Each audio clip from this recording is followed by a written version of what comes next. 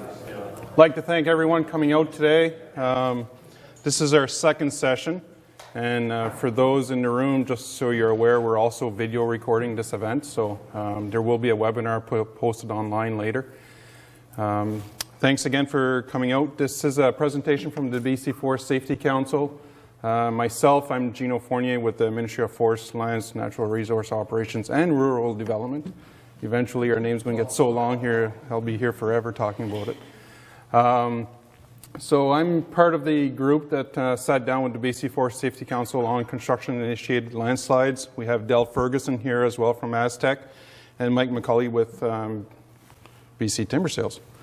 And also Western Forest Products was at the table, Interfor. The committee's been together for the last year and a half, and we've worked on a variety of awareness training packages for construction-initiated slides.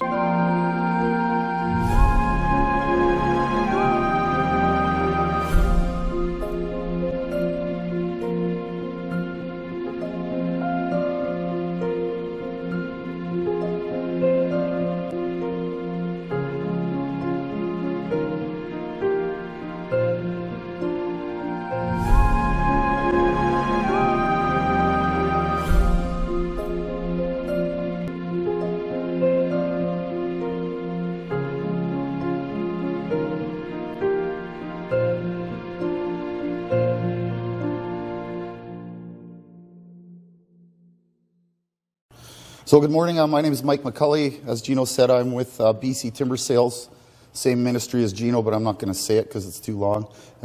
I work as an engineering specialist, and I also work in the summer with the BC Wildfire Service as a communication specialist. So we're going to talk to you a little bit today about construction-initiated slides. We're not going to give you all the answers to the problems by any means.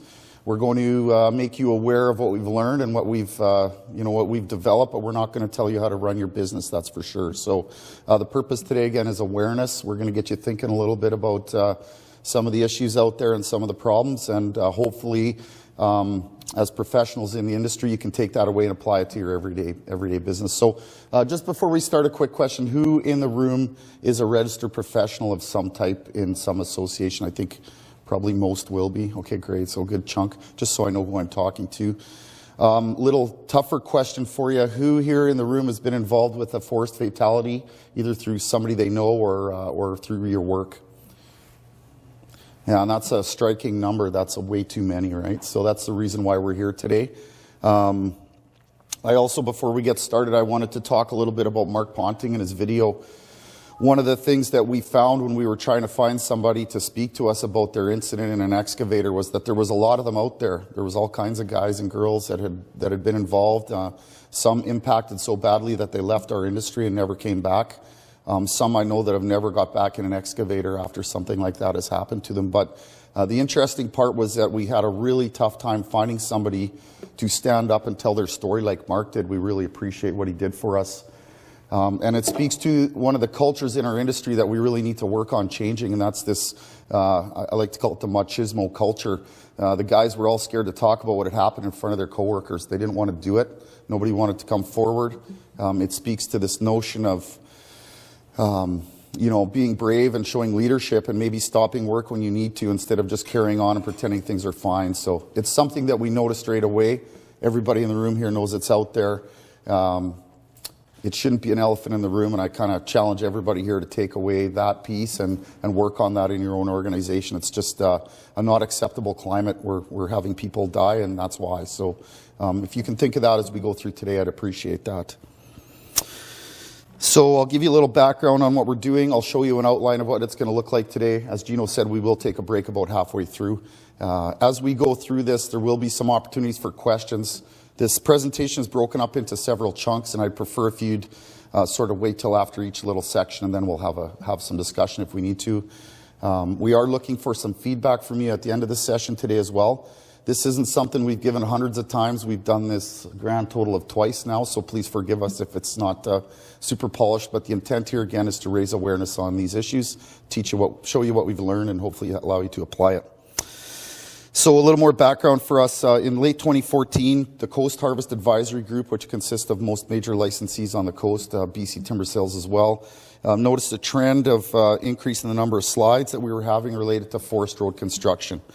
Just slide my pictures over here. We know these slides are costly to the environment, to people. They're costly in terms of money. So far, within our data set, there's been no significant injuries or fatalities. Those are physical injuries. But as I talked about earlier, we know that there's been some, some different kinds of injuries to folks that have, allowed them to not keep moving forward in our industry.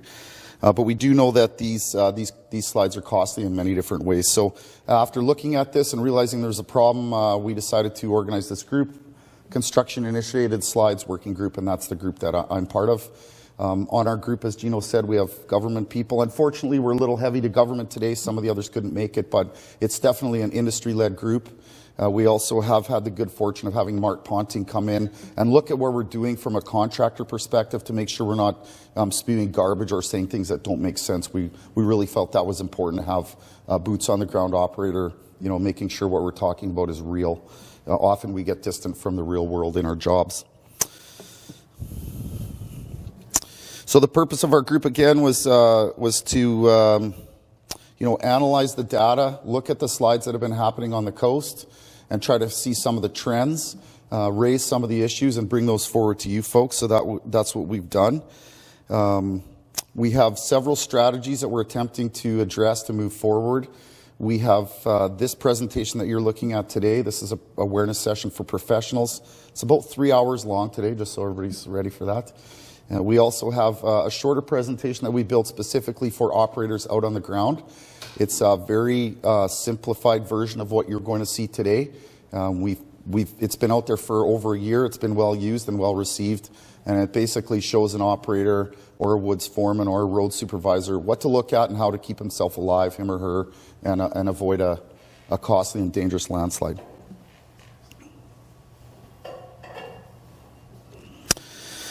So some of the things that we learned, we solicited data from CHAG companies, Coast Harvest Advisory Group member companies, and their associates to kind of quantify this issue.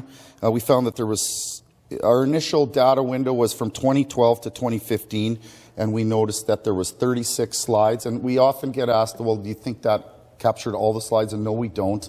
We know it's not a full data set, but we don't think that's important. We weren't looking at every single slide on the coast. We weren't trying to hold people accountable. It wasn't about that. It was about gathering some data and looking at them. So, yes, it's not a complete set, but it's a pretty good set. Many of these slides did involve excavators sliding down the hill, like some of these pictures you're looking at. And there was considerable human damage, environmental costs, as we've talked about already.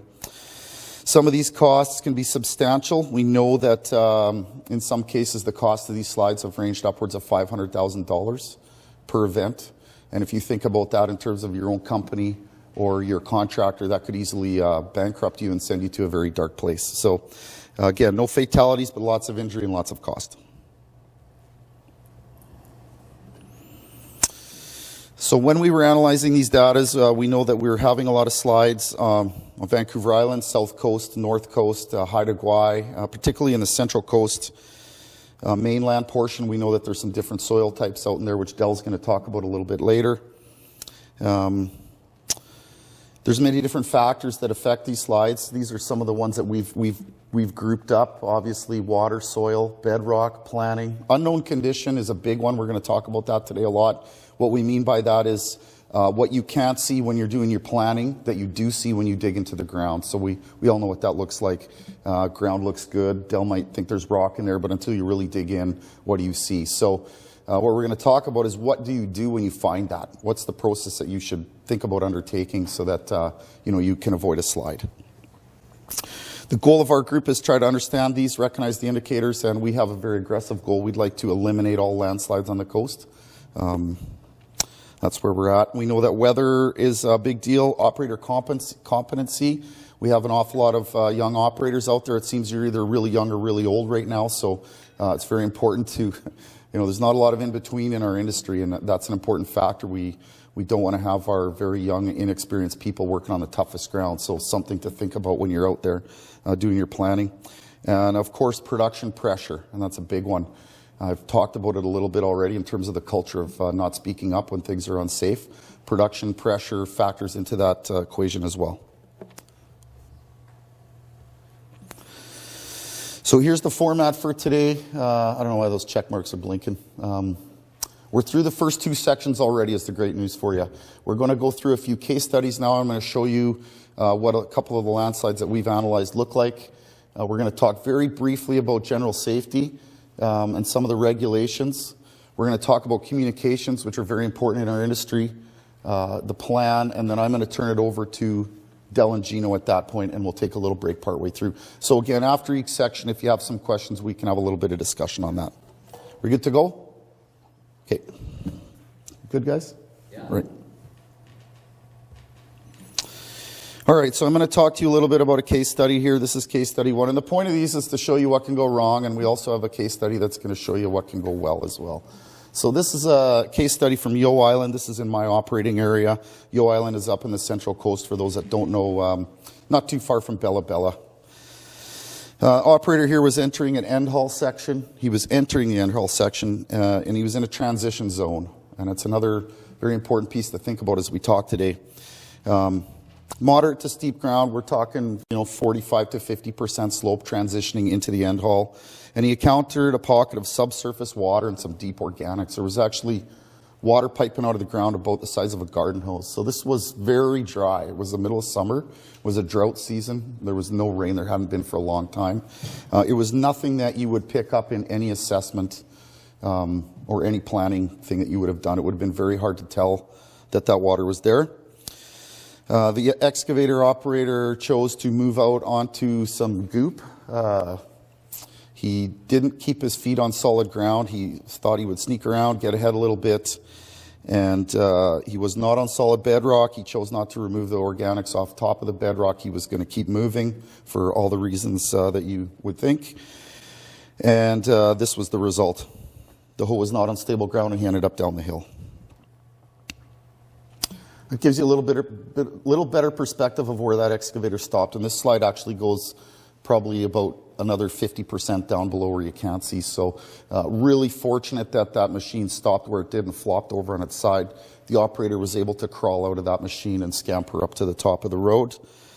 As far as I know, the fella who was in this machine that day, he left the work site that day and never came back. He never went back to work in an excavator. It impacted him fairly significantly. At this point, we had to bring out a fair jag of people like myself. We had WorkSafe come out. We had geoscientists come to have a look and see what we could do about this. So, result of that decision to move forward onto the organics over bedrock ended up in an expensive, costly slide that caused some damage and impacted a human being quite significantly. So, this is the cost. We're going to talk dollars for a minute. I won't go through them all, but clearly they're significant. I will tell you that these costs were verified by the contractor, so they're real. I had a second contractor have a look at them just to make sure they made sense, and he thought they were a little bit on the low side, to be frank. We lost some harvest opportunities going forward due to unknown condition. We ended up removing a bunch of timber out of some of our blocks. We had to fly in and out of this work site to do these investigations. It was very expensive. We had a lot of professionals coming and going, lots of transportation costs. So in the end, we actually had to build a tote road down to get that machine and get it out of that site. And $549,000 later, this slide was a done deal. So if you think about that again in the context of your own company, and I'm going to ask you, through my discussion, I'm going to ask you all to think very personally about your role and what you would do in your organization, your business. What change would you make? What could you do every day to help avoid this kind of situation? So just think of those things. These were some of the factors that we believe were a factor in this particular slide. The main one, though, was not following the plan, which we would call operator error. They just, the prescriptions were there. They should have stopped, dug down to bedrock, got themselves on solid ground. They chose not to do that. Also, the unknown condition of water coming out of the soil, and what do you do at that point? In our package that we built for operators, we spent an awful lot of time trying to convince them by using these examples that the right thing to do is to stop. You know, everybody's out there to make money. There's a lot of production pressure, but if you don't stop, you could end up costing yourself a whole lot more money than if you did stop and get some help. So that's one of the themes in the operator package. It's a theme here as well. So we don't talk a lot about all of the factors, but we have identified them, and we want you to think about what those might look like in your world. And I guess the main message there would be that there can be many different factors that cause a landslide. There's not usually just one thing, is a theme that we've noticed. So here's a little better story for you. This slide occurred in Holberg. This again, Holberg is on the north tip of Vancouver Island, close to Port Hardy, for those that don't know. This operator was working in a conventional construction section, again, transitioning out of an end haul piece. The ground was about the same, 45-50% slope. The operator at this road heading noticed a different change, though. He noticed that he had come through some bedrock and he had encountered a deep pocket of organics. Again, very dry. I was here. I investigated this slide. This is one of the drier seasons I remember in my backyard in my 22 years up there. There was no water on the ground anywhere, yet he dug into this deep pocket of goop and it was pretty wet. So the good story is the operator stopped working and he called me and he said, "Hey Mike, I've got something that looks a little different here and I think I need to move my road uphill a bit. We want to do some extra end haul, and yeah, it's going to cost a little more money, but we think that there's some issues here that could cause us a landslide or something else catastrophic." So we went out and had a look, and on the operator's advice, we chose to move the road uphill a little bit. And I want to just mention to you that one of the things I take out in the field every day when I go is I try to treat these operators as professionals, because they are. They know what they're doing. They've been doing it a long time. I think when we disregard those phone calls that come in and we don't really encourage them to speak up to us, we're doing ourselves a disservice. They're professional operators and they deserve the credit for that, and they deserve to be listened to. So we went out on the site, we moved the road uphill a little bit, we authorized some more end haul, it cost some more money, and we still had a slide. So why would I throw this up and say, well, this is a great news story? The good news story is that the slide was a lot smaller than it could have been. The slide ended up being about a half a hectare total. There wasn't a lot of timber involved, although there was some. Nobody was hurt. No machine went down the hill.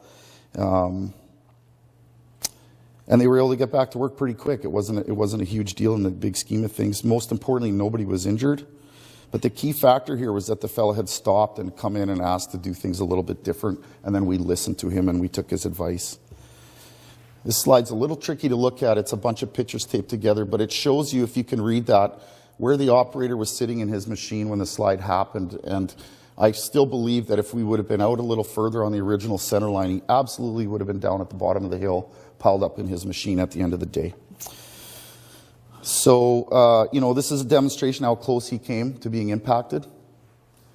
But again, because of his action and because of the fact that he spoke up and we listened to him, we think that we probably had a better case scenario than we could have seen out here. This picture just shows that there had been a little bit of rain, but this was the post-slide assessment concluded that it was just a wet area, a pocket of goop up in between some rock that you would have never known as wet. There are some indicators in there for those that know their plants, and Dell's going to touch on that a little bit later as well. One of the other things that we were dealing with on this site is rainfall shutdown, and we're going to talk about that later too. Just a lot of discussion about when to dump your rain gauge, what was the right thing to do. There had been a bit of rain a few days earlier, but really nothing significant. Again, it wasn't even enough to keep the dust down. So just goes to show you what you can run into. This is a rock heading, and that's what we encountered. So this is the heading into the block. The slide wasn't very big, and it was a switchback just past here. So the crew was actually trapped in behind this for a bit of time. But again, because they had been proactive, it was a fairly small impact. They were able to dig themselves out. When I went out there, I drove in and out of this road all the time. I was driving through that, and I thought of myself and my family and my workers that were out on site. And pretty fortunate that nobody was coming and going when this happened, but that's their escape route in and out. So other things to think of are impacts that you're leaving for other phases and other people out on the setting.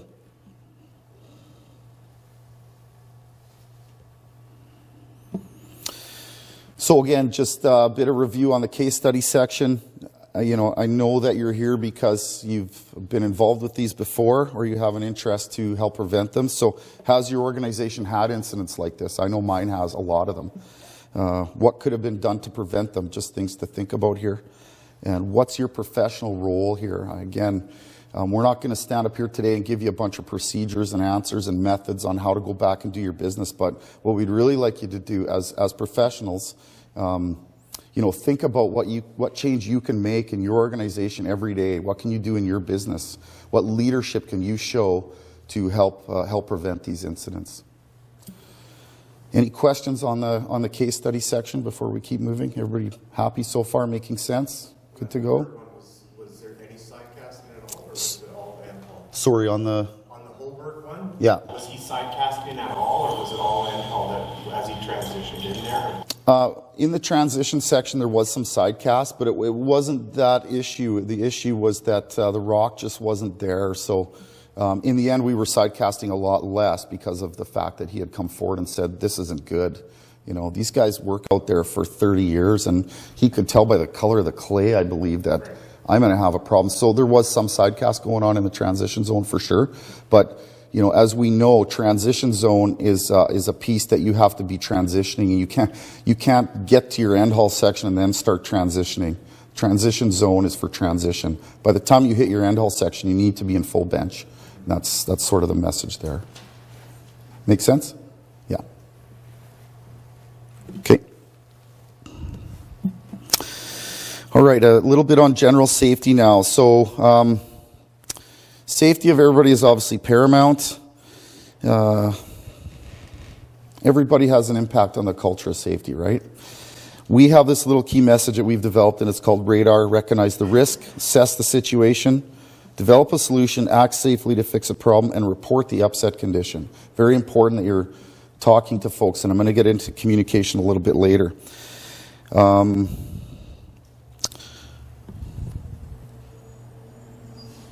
One of the things that we do note as well here is that people get really focused on their own phase. So if you're road building, you're really focused on road building, and you're thinking only about the hazards you're creating for other road builders. But you need to think about the other phases as well, what you're leaving behind. Just like a faller would when he's falling a block, he's got to worry about the other fallers coming in behind him or the other operators. It's the same thing for road building. What hazard are you leaving behind for the next group? Again, be aware of other phases. Please talk to people. If you see this, don't just go home and don't say anything. Make sure you're passing that up and down the food chain so that people can adjust and adapt accordingly. Don't create hazards for others. Again, here you see some timber decked up on the side of the road. That's where the road builder put it. Is that the best place for it? Probably not. These can be the end results. Pass along what you know. It's very important.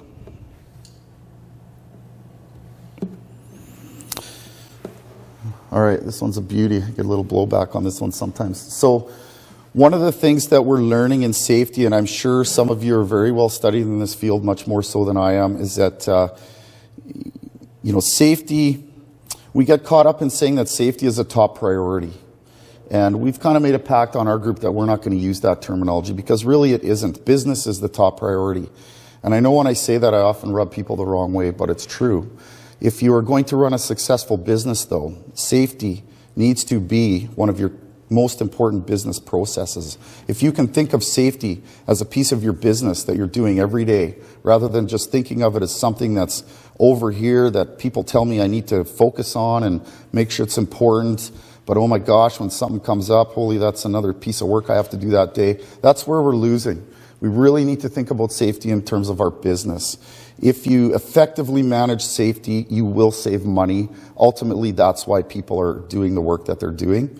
Not everybody likes to hear it, but it's a fact. And if we take that approach and we think about safety as a process in your business rather than just another thing off to the side, and probably the most important process.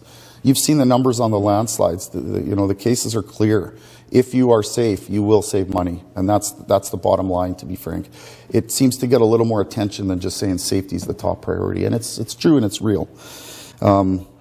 So this model talks about that a little bit. Safe. This is called the Swiss cheese model. And what we're talking about here is that no matter what you do, no matter how hard you try to build a really good safety system into your business, you can still have failures.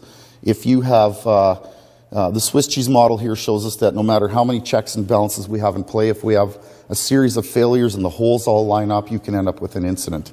In terms of our business, you might have really good toolbox meetings every day as one layer, and you may have an excellent training program for your operators as another layer, great machine maintenance as the third layer, and a good inspector, a good road foreman as the next layer. But one day somebody doesn't make the safety meeting or the maintenance isn't quite right, and those things go wrong and line up, you can have these types of losses. So that's the Swiss cheese model of accident causation. It's just something to think about. It doesn't matter how hard you try, you could still have incidents. So again, key discussion points here. How well does your organization address these personal safety issues? Just a bit of time to reflect on your job and what you do out there every day. How could you improve it within your own shop? And what's your role as a professional in terms of safety within your own organization? Any questions on that section? Fairly short, fairly brief. We're not going to talk in great detail about personal safety, but just some ideas for you. Okay, good?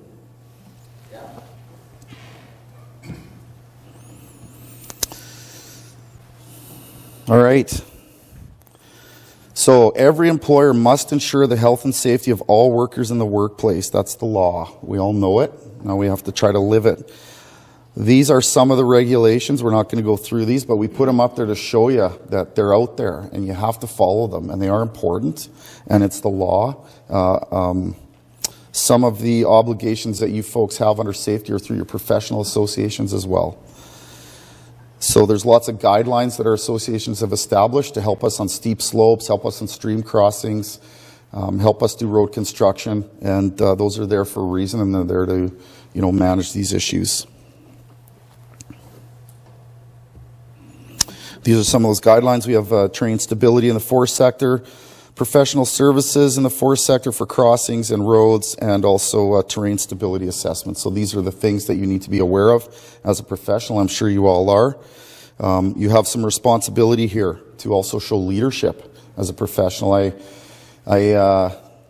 often ask people, again, to think about how you would do things different in your organization to make some changes and follow along with these issues. One of the pieces, again, there's this culture of don't say anything, just keep working, and it's really important that we get production today, but we've shown you what that can cost you, and we're asking you to take a little bit of a different approach. Just think about that every day when you're out there working. What could we do different? What is the real cause of pushing forward to gain a little production?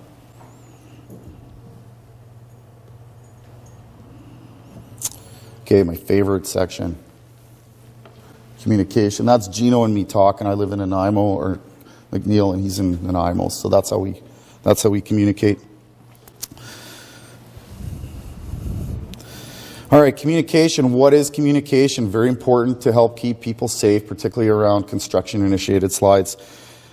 Two-way. I'm going to key in on the bold stuff because that's why it's bold. It's really important. It's a two-way process. Mutual understanding. Exchange of ideas, news, and feelings. And the bottom bullet I really believe in, an organization cannot operate without communication between levels, departments, and employees. Cannot operate. And that's a fact for sure.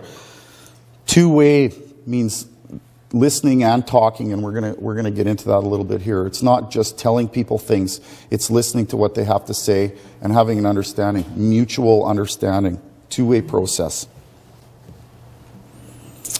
Communication can come in many forms. It can be verbal, written, visual, kind of like this presentation you're looking at today.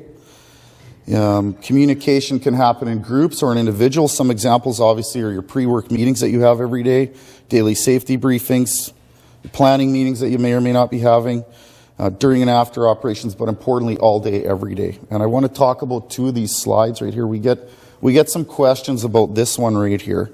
People always say, why'd you put that in there? That doesn't look really safe, and what's going on? But, that's reality. That's the work that's going on out in the bush. I think the picture doesn't do it justice. I think there's lots of clearance here, but What we do like here is that this person is where they're supposed to be. They can be seen.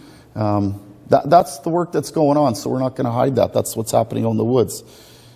This picture up here is interesting because these folks are using hand signals, between the excavator operator and that person on the ground. But how many people really know what all those things mean? I mean, I go out on a work site when we're putting a bridge in and people are doing this and they're spooling around and doing that. But do you understand what they mean? And does the operator understand it? Is that really working? Or is it just the boss down and they're going, spool down, knuckle in? I don't know. But very important, and it's also another way of communicating by hand signal. One of the very important things to note, though, is when you're communicating, everybody communicates a little bit differently. Today, you're getting a bit of a lecture from us in front of a room. That's one way of communicating in a group. Lots of folks don't like that. So when I have safety toolbox meetings, I make sure everybody knows that if you've got anything to say, you can talk to me alone in a group. You can email me, you can phone me, but I really want to hear from you. I want to make sure that every individual on my team knows that there's many ways to talk to me. When we have a toolbox and we tell everybody, get out to work today, and we're way behind, so hurry up, any questions? I mean, are we really doing any favors to ourselves or our workers in terms of safety? Are we giving them an option to come forward? And when they do come and talk to you and somebody says, hey, I think I see something that's not safe, and you go, oh my God, now I got to deal with that today. Is that good communication? Are we helping people to feel open and feel able to come and talk to you? I don't think we are. So think of those things when you're having those meetings and when you're talking to folks. Make sure you're helping people feel comfortable to communicate back to you, and then you're listening to them. This speaks to that a little bit. Communication must be effective and timely. Don't wait to talk to folks. If you see something wrong, let them know very quickly. Communication must be inclusive. You have to talk to everybody and you have to listen to everybody. You have to have that two-way mutual understanding. Open and honest and respectful. And I really go back to the respectful part. When we are preaching to operators how to do their business and what to do out there. And part of that's our job. If you're a woods foreman or a planner, you have to discharge your obligations and you have to let people know what's going on. But if you do that, there's lots of ways to do that. If you do that in a very polite and respectful manner and you ask for their input and you believe in them and you take their feedback to heart and you learn from it. I mean, those are professional operators out on the ground. There's lots to learn from them. If we treat people with respect, I think they're way more apt to come and talk to you, which leads to a better environment. Listen, understand, and contribute. I tell a story here about a road show that I was on, again up in the Central Coast, and I went out one day and they were blasting, and they had done some over blasting, whatever that really is, we're not sure, but there was some rock off in the bush, and I went up to the blaster and I said, hey, why did you do that? You've obviously done something wrong here. You've blasted and there's rock all over the place. And man, I got told really quickly how he felt about me. He didn't like that at all.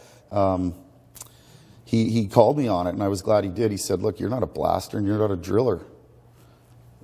How on earth, how dare you tell me how to do my job every day? And he got it back in the excavator, and he was so angry that I actually had to go down to the road foreman and ask him to remove the guy from the machine for the day. I felt really bad about it. And I went home and I thought about that. And when you roll out on a road setting or into a cut block, whether you're wearing a government logo like I do, or your company logo on your hard hat, or if you're with WorkSafe or another organization, I mean, you're a very intimidating figure for those operators. Believe me, they don't want you there. They're thinking of you. And if we take a little bit of a different approach, and again, we respect them and we treat them like experts that they are, I think we're going to have a better place. In hindsight, what I should have done was ask the guy to teach me a little bit about blasting and drilling, and maybe learned a bit, taught him a bit, had a discussion. But instead, I pissed the guy off very badly, and I put him back in a machine, and he just wasn't focused. We need these people out there focused on what they're doing every day. It's intense work and it's hard. They have to be paying attention. They can't be upset because the area foreman's on the show today. I talked to some of my tree falling friends, and they tell me that the most unsafe days they have in the bush are when WorkSafe shows up, because they're not thinking about what they do every day, and they're not thinking about their coworkers. So it's no different when you come out there wearing your corporate logo. You are an authority figure when you go out on site, and just try to remember that. Take a soft approach would be my advice, and work with folks, ask them for input, and I think we'll do a lot better there. that make sense? Seem reasonable?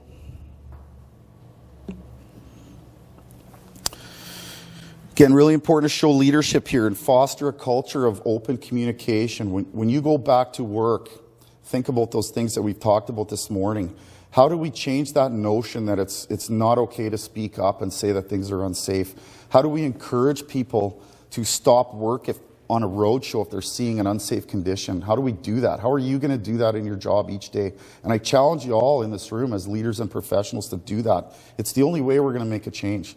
You really have to go back. Again, we're not here to tell you how to do that, but when you go back to your own operation, think about what that looks like for you every day. How are you treating people, and how are you going to encourage them to come forward with the hazard?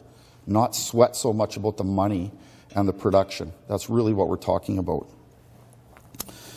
Ask people for their opinions. Listen to everybody. Adjust accordingly. And don't minimize concerns.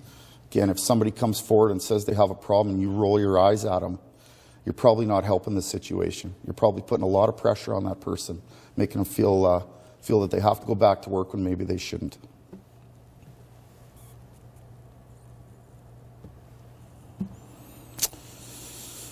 Do some follow-up, after you do a road show. Make sure you're doing this. What went well? What went poorly? How could we do better next time? Ask these questions.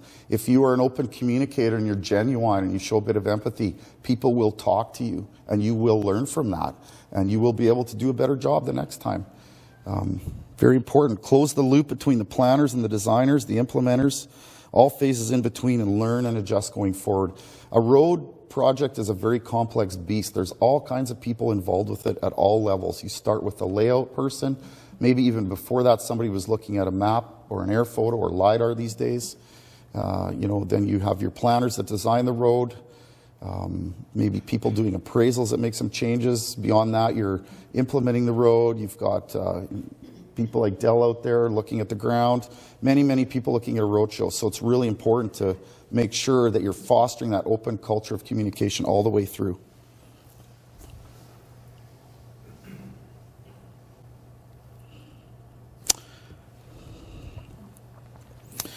Be assured that effective communication is, if you're a professional in one of these two associations, and I don't think it's called APEG anymore. What are you called now, Dell? AG BC? AG BC? Okay. Engineers, geoscientists, the BC. It is an obligation of your guidelines that you effectively communicate. So you need to go and think about what that looks like and how are you going to implement that. But be assured it's part of your job and it's very important. Effective and timely communications. Timely.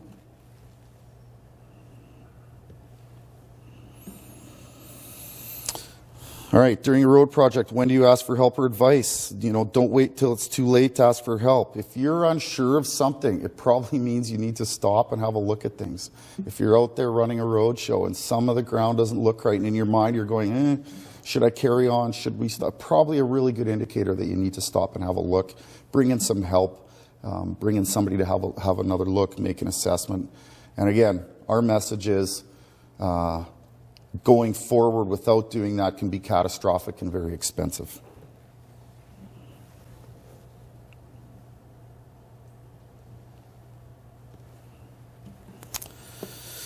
Sometimes it's hard to ask for help. We know this. We know that people have a hard time coming forward and saying, geez, I'm not sure about this, or maybe I need to do something a little different here.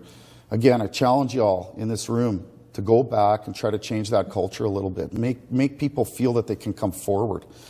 If you're, it can be very humiliating to ask for help. If you're a 35-year road foreman or a 25-year excavator operator, boy, the last thing you want to do out in macho land out there is stop and tell people, oh man, I might not know what I'm doing right now. I might need some help.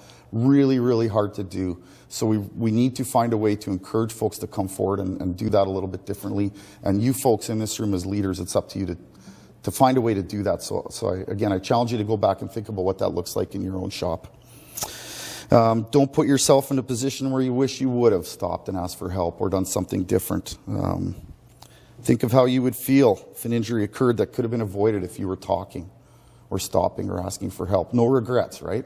Don't go home at the end of the day and wish you would have.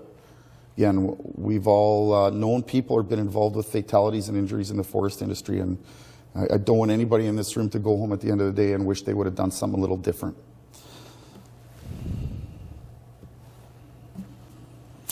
So in summary, communication is two ways. Occurs in many forms, which we've talked about. It's got to be timely and respectful. Show some leadership in fostering that open culture of discussion and allowing people the avenue to come forward. Be an active listener. Make sure when people come, you're listening. It's not easy when you're busy and somebody comes forward and you've got a million things on the go, but you really need to focus on listening to folks and understanding what they're saying. Very important. Communicate your feedback and close the loop, kind of like a continuous improvement process, no different. And if things don't seem right, speak up and say so. It's very important.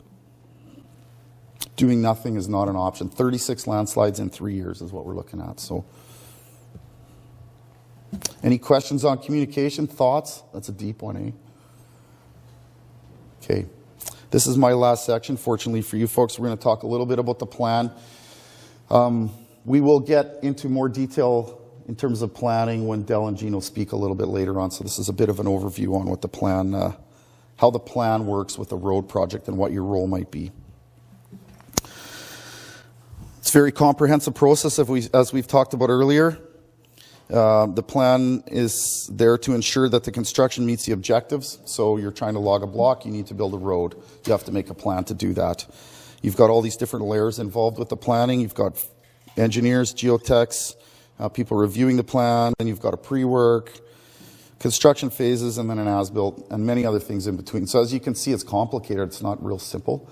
And each organization has a little different flow there. If you're using contractors, there might be another layer, whereas if you're using your own in-house equipment operators, it might be a little cleaner.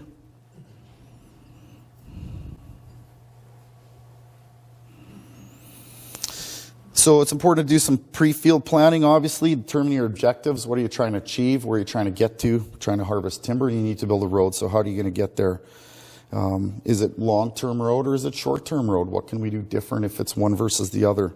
Are there other users on the road? What's the timing of our road? How are we going to use it? One of the things I think we get caught in sometimes is we are maybe laying out a block for a grapple setting and that's all that's in our mind. Like, that's the only way to do this, so we have to make our road fit that type of harvesting. Well, maybe not. Maybe it's time to step back and challenge that a little. Gee whiz, I just can't make a road work for that. Is there a different way? Sometimes backing up and asking another question, can we do something a little bit different? Like, don't get stuck in a box of thinking there's only one way to go and only one process to do. There's lots of alternatives out there. Make sure you get it right at the front end, not at the back end. Again, do your pre-field planning, review what's out there. There's all kinds of tools now. We have Google Earth, LiDAR, many different things. There's higher level plans, watershed assessments, terrain class, biodiversity reports, fish habitat assessments. Think of all those in your planning. This isn't news to most of you in the room. This is just stuff that you do.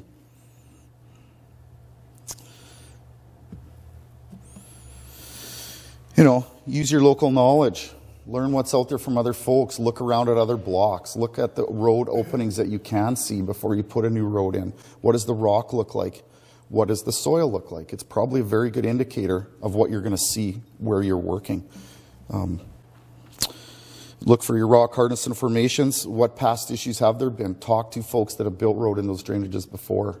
Talk to the operators. Those folks know what's going on out there. Do your learning.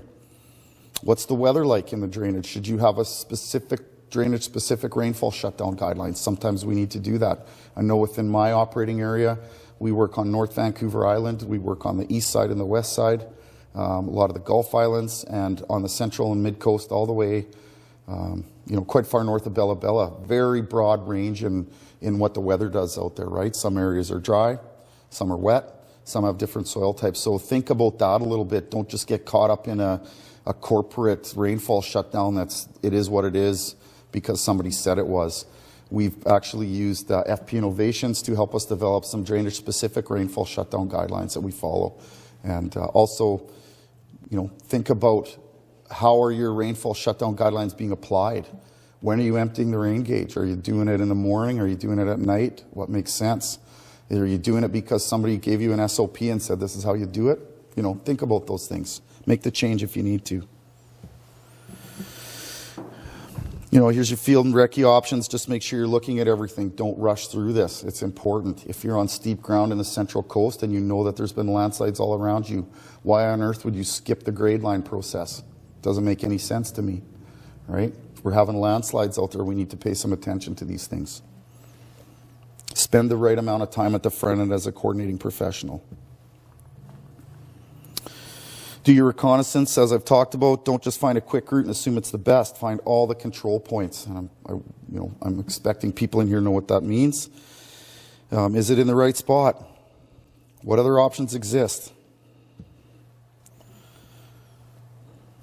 Take notes. Learn from what you see. What areas of concern are noted and investigated? What professionals have we brought in to have a look at these things? So again, you get the message here. Spend a little extra time at the front end. And don't get caught in a box of this is how it's always been done. Make your own path. Show some leadership. Oh, Gino, what did I do? So my last slide, key messages. Road locations, address present and future plans. Make sure you're following the guidelines and following legislation. Examine all your options. Learn from what's around you. Look at the field observations, data collection, and look at the potential hazards and risks, and just spend a bit of time on this. It's really, really important. If we get it right at the front end, we should have a good result at the back end.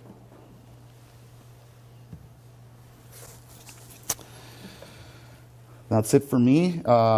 Any questions on anything, any discussion, anything I've missed that somebody else would like to bring forward? We're ears wide open here, folks. So, yes? One thing you said in the last one, but 2 slides back, rock is stable. I've done a lot of work recently in Alberta and Saskatchewan. An awful lot of landslides are moving in the rock. So that's maybe a flaw to some. Absolutely, and Dell's going to talk a little bit about some of the rock indicators and exactly what you're talking about, why it's not that simple. I mean, what we were getting at here was basically looking for control points and noting a difference between between the rock and the fall of soil, for lack of a better term, that's really goopy stuff that we see on the Central Coast. I mean, we know that there's a problem there. We know that we're into that ground more commonly than we used to be. We're up a little higher. I know that in my business area, when the markets are really good, we're doing an awful lot of work up in the Central Coast, and you have to be aware of it. We see a trend in the slide data. We know that when markets are good, people move north to harvest. We have more landslides. So, it's a factor for sure, just knowing where you are and where you're not going to be. I know that when the market took a turn a while ago, nobody operated in that part of the world for quite a while. Well, landslides went down, right? But once you go back up in there, you know what you're getting into. We know there's problems. So, thank you. Anybody else? I have a question. Yeah. In your case study for Colburn, Yeah. Was there any way to avoid that slide? Did it like a different plan or anything? Well, we thought we had. We honestly thought if we moved in slope a little bit and end haul a bit more, we were doing the best thing we could at the time to avoid the slide. The road heading was pretty close to the height of land. Like, there was really not much catchment. There wasn't a big watershed up there. It was a bit of a shocker. So even when we did that, we felt that we were doing what we could to avoid a slide. And I'm glad you raised that, because the message there is sometimes no matter what you do, you're going to have a slide. These things are going to happen. The question is, are you minimizing it? Are you mitigating it as best you can, minimizing the risk, and especially minimizing the risk to the workers and the people, right? So, we thought we'd done that. We thought the new heading looked good. We felt that we were going to be okay, and we still had a slide. So it can happen, and it's going to keep happening. Question is, can we keep them small, keep people safe? Make sense? Yeah. Again, on that homework slide, did any of the road design or the profiles indicate anything? In terms of the... Looking at the pictures, we lay out roads through stuff like that all the time. It did not look, from physically looking at it, did not look like any real indicators. No, there was a few that Dell's going to talk about. We noted them after. There was some fern and some plant types that might have showed, but really one of the other things we've learned, and for those at Bill Road, I apologize if this is basic info, but obviously you've got where we're seeing these pockets of goop between bedrock points. So you're working through rock, and then all of a sudden you hit this goop. Does your road go way in and out? why is it there? We know that they're wetter, though. We know that the bedrock is funneling water down into those areas. So you wouldn't have really seen it. It was rock-controlled area, we thought. But we also, talking to the operator afterwards, he said, well, man, I work out here all the time. We always see these pockets between the rocks. So he had a better indicator of that than probably any geoscientist would have, because he's worked there for all his life, and he knew what the clay would be like, and he knew what he was going to see. So, that's why when the guy came in, I felt it really important we listened to him. I mean, it would have been pretty easy to say, going to get a budget approval, and I work in government, so those things aren't very slick processes. They're very daunting. You could get caught up in that and say, gee whiz, I'm not doing that, just carry on, we'll take our chances, because it's hard. And it was extra work, but I think that listening to that guy was a good thing. And certainly, you're right, they weren't there. You couldn't have seen it other than a few plant types in the end. So, okay. Well, that's it for me. Thanks for listening to me. I really appreciate it, and I hope that you can take home a little bit and apply it to what you're doing every day. And I apologize if I've challenged people directly too much, but I believe very strongly in what I'm talking about here. And I have not yet had to go investigate a fatality, and I never want to, and I hope none of you ever have to as well. So thanks again. We'll turn it over to Del. We'll just take a minute. Yeah, so that's, there is that. We've been working on this for 3 years now, I think, damn near. So, and we've got a lot of input back from CHAG and CHAG members. We gave a big talk about a year ago up in Campbell River, and there was a packed house, and got a lot of really good feedback on how to get this a little bit more interesting. Some of these PowerPoints can just be deadly. So hopefully we're going to keep you awake this morning. Soils and terrain. So this is what I do for a living, or not for a living, I don't know. So what I do is we look for indicators when we go out as terrain people. Most companies get us out and have a look at stuff. Sometimes it's after slide. Most of the time it's before. This is during layout, sometimes pre-layout, and sometimes after everything's been laid out, in which case we give our opinion on how this road can be constructed. Here we see a lot of examples here on this slope where you got extensive deer fern. I'm not saying deer fern's bad in every case, but there's an extensive slope of deer fern. We've got some soil, what I call soil map parting here, and you can see that just by the slopes. There's exposed mineral soils, along a gap. And also you got a little bit of pistol budding, not a lot of mature trees on there, so the trees are trying to grow, but definitely things have not been successful in growing for a long period of time.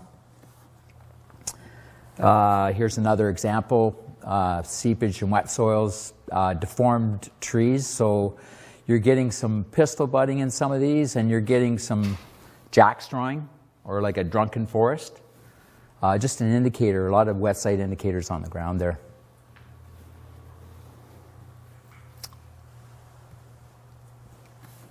And here we got some organics over bedrock, pond water. So this is a typical road heading, and I think in this case we're just coming out of solid bedrock. And here we've got a pocket of dirt again, and it's starting to pond.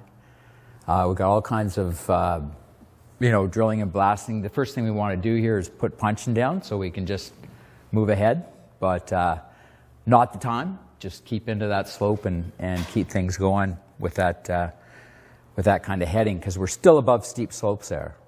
All right, so all kinds of indicators.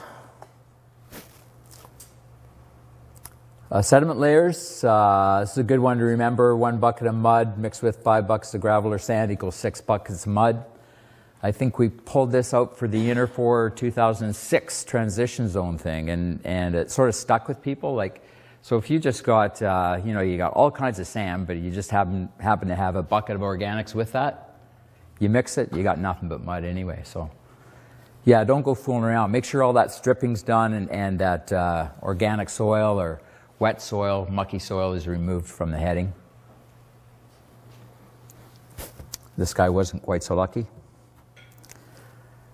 Again, there's indications of, you've got some creep. You got some slope movement there, right? So you got a fairly steep slope and things are pushing down on that slope. The trees are not going straight up and down. Definitely not a really good spot to put a road. Sometimes we can heli these, heli retention or whatever, but not a great spot to put a road. If we can get it down onto a bench, it would be much better than cutting into this stuff. Jackstraw trees. In this instance, I was called up to, it was like a 400-meter long slide up in the mid-coast. And so it was generated on lower slopes, probably about 45% slopes. And the hole went down quite a fair ways. It went down the full 400 meters past several road headings. Anyway, it was noted that it started in seepages like this one, and this is a seepage, and this is, you got indications of things it's a drunken forest is what I call it, right? Too much to drink. So they're sitting back on each other, they're going forward, wherever. So what we did is we decided to pull them back into the hillside. So we reran the road heading up around to switch back and kept them in, and then put a whole bunch of full bench and hull sections in around these seepages. Well, it worked for a while until he started putting punching on slope instead of full benching. But anyway, we had a second slide that started in this kind of hardpan stuff, which was indicative of that seepage on the slide before. So basically the water's running right over surface, isn't going through those soils. Bam, over he goes. Took the punching out, and this time the hole only went down 10 meters, but it shook up the whole crew. So, and it stopped work for a long time. Some of the road heading beyond had to move to heli, and we had to reorganize the whole thing. Rock instability is a big one. We usually like rock out there, right? But sometimes it gets a little bit much. That slip plane you see there, that smooth slip plane, is actually about 20 meters high. And this rock fall that came out from it extended down about 40 meters. So this was a road heading going through here, right through where the rubble's going on the front of the slide here. And then we were looking at carrying that road through for another, it was probably about half a kilometer. But we had to deal with this rock coming right down at us for 200 meters or so. It was effectively decided to stop the road. The volumes were just too much. We had no place to put it. We tried road options going up, road options going down, and couldn't get through. So it kind of kiboshed the whole planning. A lot of that had to be switched to heli, and then we did get some roads down below to get some of the flatter bench stuff. But the stuff you got to really look out for. This wasn't noted in the original terrain report, but once we got the road heading in there, we noticed that we got all this really steep, what we call dip slope fracture sets, and causing nothing but pain. Nice to be able to use rock, but if you've got some really high cuts, you're not going to get through that without some major retention works. Again, here's a look at some fracture bedrock, evidence of instability. In this particular case, there was a landslide that occurred just before this slope, and they were putting a road through. So they stopped and called us in, and we had a look at this slope coming up ahead and determined that, no, let's not put the road through there. The road would have been about 10 meters down below this, but we had evidence of fresh rockfall coming, hitting the trees. Again, the trees are all pretty much young and nothing's growing on slope. So we stopped the road. We decided, let's go down and around onto a lower bench. And what we did, and we could get most of the conventional harvest that way, but it was 2 weeks later this slid. So yeah, it does show you that, it's when you see signs like this, stuff's happening. You're on 70-80% slopes there with 100% above for probably 20-30 meter bluffs. Yeah. Organics. The slide on the left here is basically it's a slide that started with a stump pull. The yarder was actually tied to a stump and pulling down, and a tree that got caught ended up banging a stump, and this is about 45-50% slopes, mind you. Mid-coast, skunk cabbage on slope. So it ended up in that little, breaking a pocket of organics with skunk cabbage in it, breaking it open. The yarder operator said that it was just a little trickle coming down the hill, right? Just trickling. And all of a sudden it dropped over a 10-meter bluff set and just came down in a roar and filled them right up to the bottom of the yarder. So, and it pushed them back a meter. So that's how, these things are pretty strong when you get, and that's, we're talking, maybe half a meter thick sediment, but once it gets down to the bottom, I mean, you got a whole pile of woody debris and stuff, so yeah, stuff to watch out for. The one on the right, that's a road heading that is basically on a bench. Yeah, we're breaking into an old deposition zone with organics, but it's stable, right? But it's not a big deal, but if you were to hit something like that on a slope, it's going to probably come down at you. So we really watch out, for if our cut slopes are any more than 70%, we really got to think about what kind of material's in that. Anybody can break in with news if they want to. I don't mind, Again, here, wet site indicators, going through fairly steep road heading, but we thought we were in basic volcanic bedrock. Ended up with a big pocket of sediment here. The indicators were there. If you see on the left-hand side how some of that, you got some salmonberry and various things happening. So you can tell that that's really draining fast. Anyway, the cut slope just kept going back on him and back on him. So what we did, we just slowed the road heading down. Like he did the right thing. He stopped, called us in, and so what do we do? So we got a whole bunch of sloughing and raveling off. We knew bedrock was 10 meters ahead, so yeah, we're almost there, right? So let's just take our time and pull it through. Make sure we're in a rainfall shutdown, reduced rainfall shutdown time frame here. And so it took us an extra 2 days to get through this instead of plowing through. But it was just going to settle up and angle back. So we ended up with a high cut slope. It's going to ravel for a while, a little bit of maintenance. Keep that road in slope so the water's not draining over the edge. So it really worked. It's just a matter of how, talking to the team, how are we going to approach this? So the operator, myself, the professional that was responsible for this road, all sort of stood on site and decided what the best method was to resolve this. A little bit of wet site indicators there on the right. Devil's Club bottom, false hellebore in the middle there. Of course, favorite skunk cabbage on the top. So, yeah, wet sediment pockets, organic accumulations have already gone over. Very common in draw features. When we're coming off sort of a convex slope, and on the side of that convex slope, where we got the concave, and you got buildup of soils. It's a really bad spot. And, to help that out here, in this case, we had punching on top of smooth bedrock. So smooth bedrock and black ooze, not a good combination. So he went for a little ride. Key messages, know or try and learn indicators of slope instability. We do our best out there. Quite often, it's either dry summer, nothing showing through. It could be a bad day, my eyes are half closed, they're not open. If your layout people or your operators get a feeling, your operators are more likely to get a feeling because they're working in that all the time.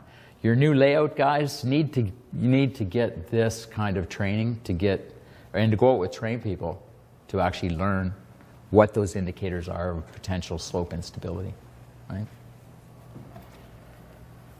What do you think, Rob? Is that right? Yeah. Mike? I have a question for the group. How many people are here to do layout? How many of you get to see your road built when you're done? Right, so like what Del's talking about. Yeah. Getting out there with the terrain people, one of the things that, I try to do on my operation, it's not easy because again, it costs money, is building a plan where my layout person gets to go look at their road being built. I think when I moved here, I designed road for 3 years before I ever saw a road built. What a failure that is, right? Try to, if you're a planner or you're a budget person or you're a project manager, it's something else to think about. Make sure those people are getting a chance to learn from what they're looking at and see what they're doing. I think that's really important, as well as getting over Del during the assessments, do what you can there.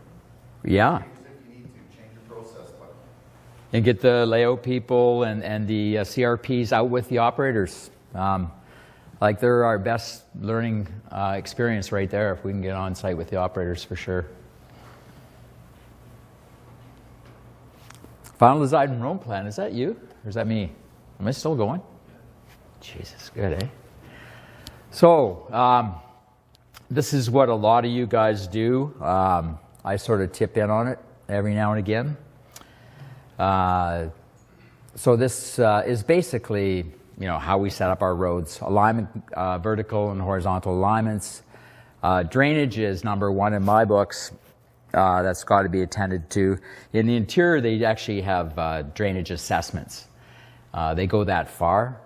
We don't do that here. Typically, we just try and maintain natural drainage, and we don't find that drainage assessments are a big one up there. They have sort of what's called it's bench over steep ground. So they do. There is a lot of potential for long, steep runouts. So we're less so here. So we don't do those drainage assessments yet, anyway. Plan maps are important.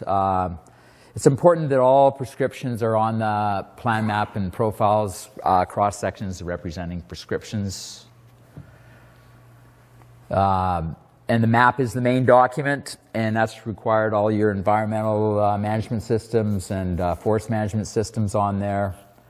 The map needs to match the geometric designs that are submitted. And you need consistency. This is really important between ground markings and plan documents. So what's on the ground should be what's on your map. Quite often I'll go out and I'll have stations, I'll have tie points or TPs on the ground. But then I get they send the designs off to me and I don't have those TPs on my cross sections, so I don't know where in the heck I'm at. Like, that's me looking at that. Now think of the poor operator out there who doesn't have that reference with his cross sections. So very important that what is on the ground is represented on the map, whether it be stations or tie points or IPs. That's number one. So construction techniques should be on that map. Usually when we go out there and we're looking at steep slopes, we have all kinds of prescriptions that we're sending our clients. The drainage structures you guys deal with, quite often we're looked to put input in on that, but it's usually done by the coordinating registered professional on that.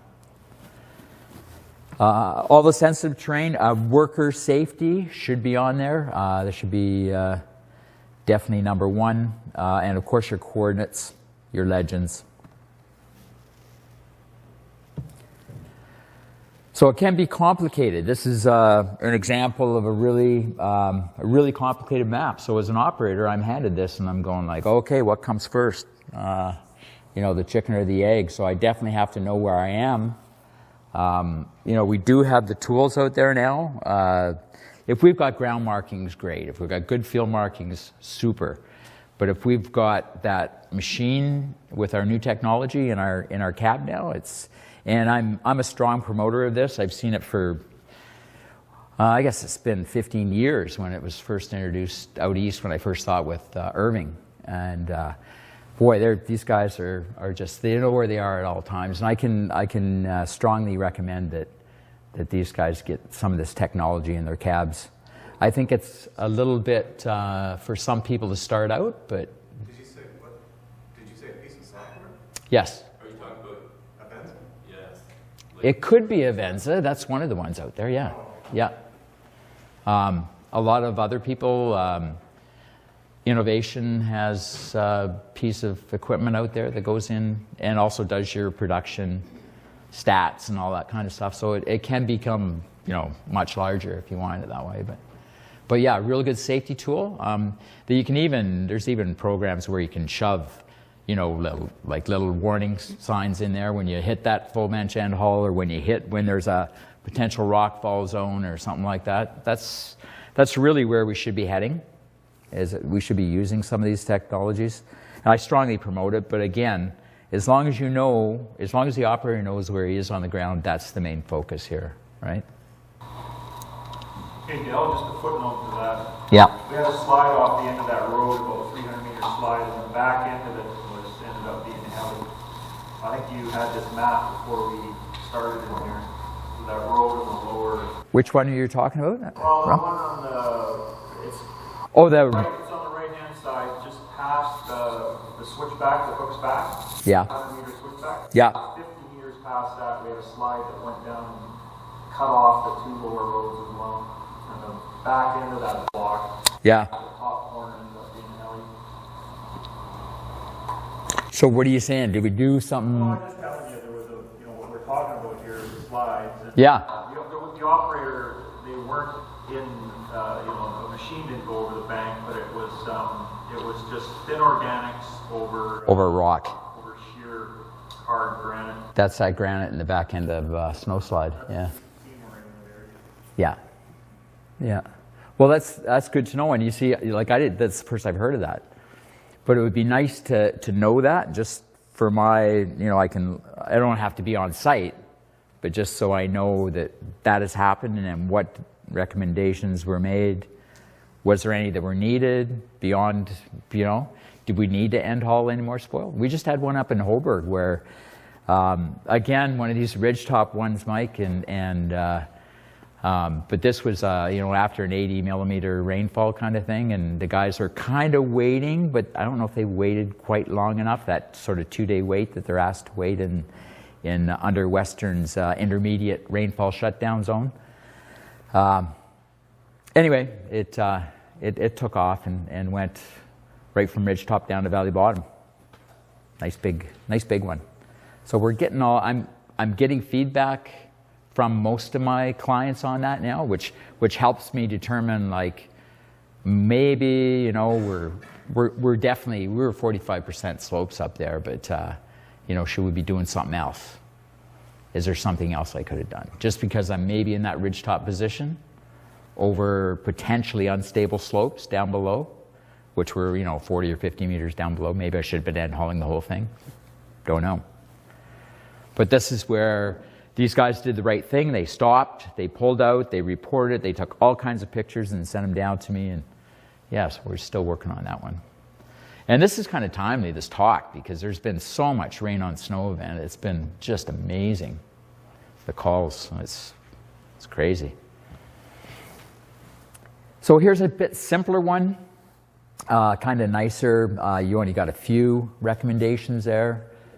Just an example of another road plan going on there. Sometimes it can be simple. Sometimes it can be quite detailed, but if it is quite detailed, that needs to be talked to with the operators, right?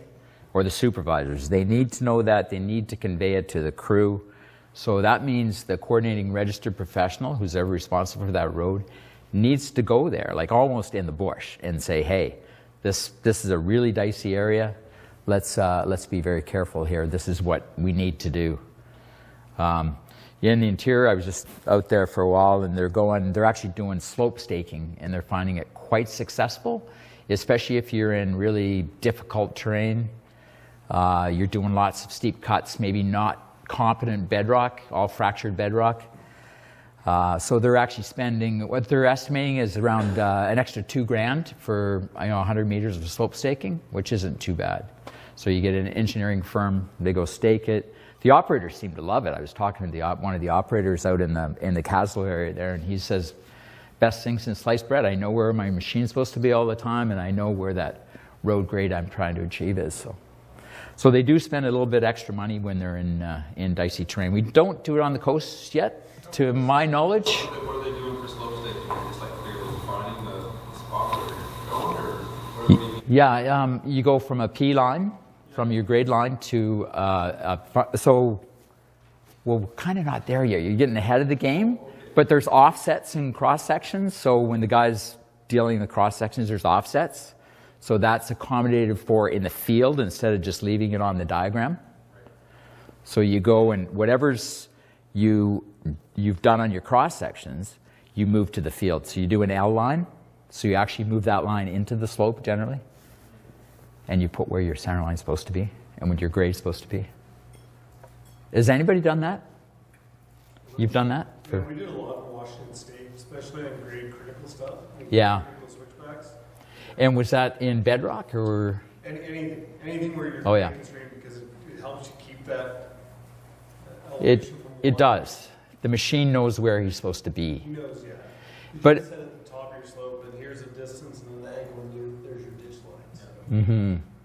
Definitely critical if you got some difficult road construction. And generally that's for short sections. So yeah, it shouldn't be too costly, I don't think either. We've done it with switchbacks where the builder is too low, and you end up with a big wall when you're trying Yeah. to turn. Yeah. So trying to keep. So then he's pulling all his grade back down to the bottom of the switchback and yeah, building up. Yeah. Switchbacks are one of our biggest concerns really, for that, those tight switchbacks. What happens with the water in the switchback and outside of it and inside of it? I know, yeah. And getting that grade right, Yeah, it's tricky. So again, this is just a reiteration, accurately reflect ground conditions. Easy to read and understand. That's not always doable, but if you got to break that map up into several pieces. Highlight potential worker safety hazards is number one here. And it's got to be a useful tool. And the guys have to know that they can follow that and be reassured that what they see up there on the bank is where they are at on their map, be it a digital map or a piece of paper. Do you get many prescriptions where they get you to come back during construction? It's getting more and more, Rod. They're trying to make us more like engineers in that respect, where you have to do as-built for your bridges. So if we do have difficult construction now, we're playing it a bit safer. And yeah, we're asking the client that, yeah, somebody should be on site, not necessarily us, but some professional needs to be on site to guide this through and to report back and just make sure we're there. Has anybody ever done that in the field? Yeah, Well, it's happening more and more. we've had the geotech come back Yeah. because he's suggested it. And is it working, or is it you just think it's a money grab? That communication, right, is the team communication and Yeah. so in the really technical spots. Yeah. Yeah. So you're there for a couple hours, or you may be back the next day or whatever. It's a little bit harder to do when you're remote, right? If you're way back up the back end of the Clasquiche or something, how do you get there all the time? And there's no camp to stay in and all that kind of stuff. So it's a bit of a challenge. Mike. Just add one thing on the same theme of communication. Did think back a few slides, there was that plan map on there that was super clouded and complicated and pretty busy.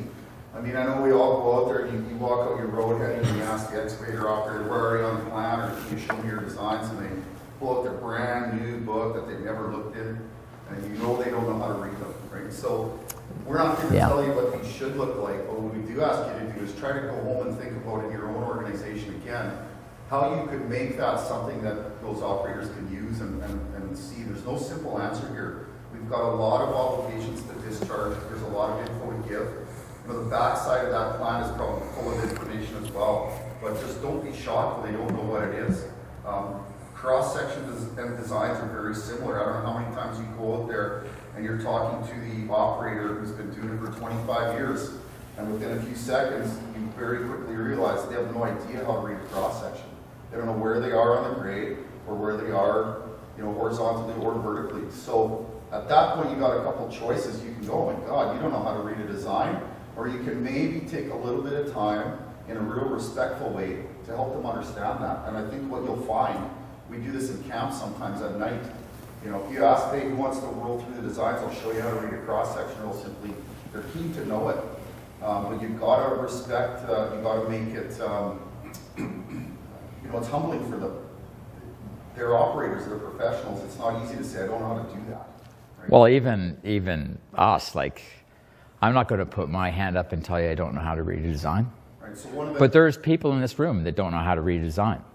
And one of the other things this group is working on that you'll see in time, that's an issue that we've identified, is we're going to work on a very simple how to read a cross-section for operators, a little one-page piece. We'll get it out there for you to use, but it's certainly an issue. And again, it comes back to communication. What's your role? How can you help people learn it?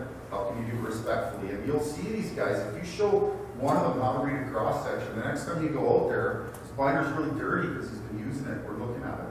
And he's now showing other people, hey, that's what that little line on there means. We're actually supposed to be down 1.5 meters here, or in slope 1.5 meters. You know, it's not a desire not to know, they just don't know sometimes. And the same with professionals like Elsa. Sorry to interrupt, but important piece. Oh, that's good. Yeah. I just want to comment, if somebody can't maybe get their chest your map or your design, it's because that's the problem with the plant, really. Yeah.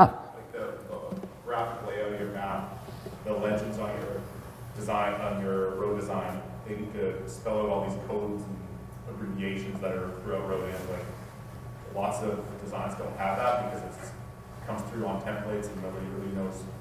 Someone who isn't in it every day has no idea. Yeah, and I'm finding a lot that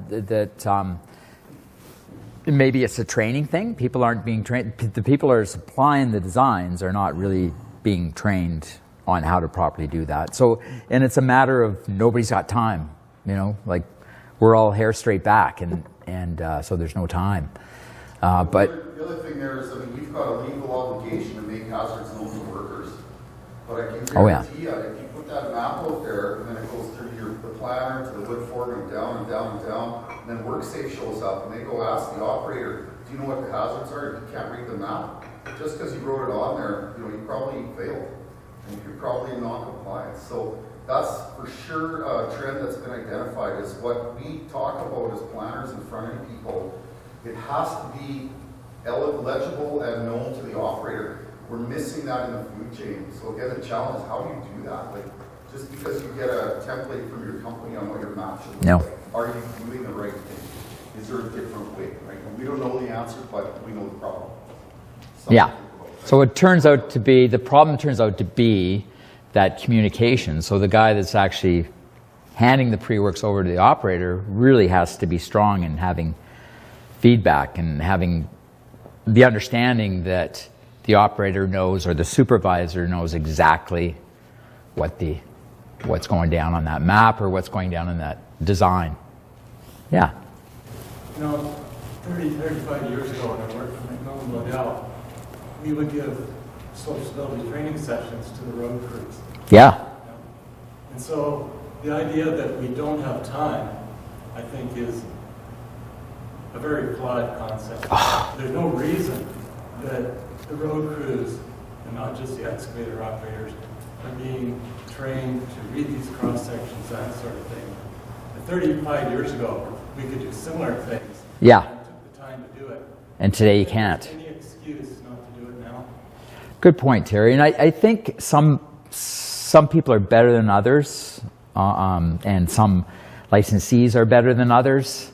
But what we're not seeing is it across the board.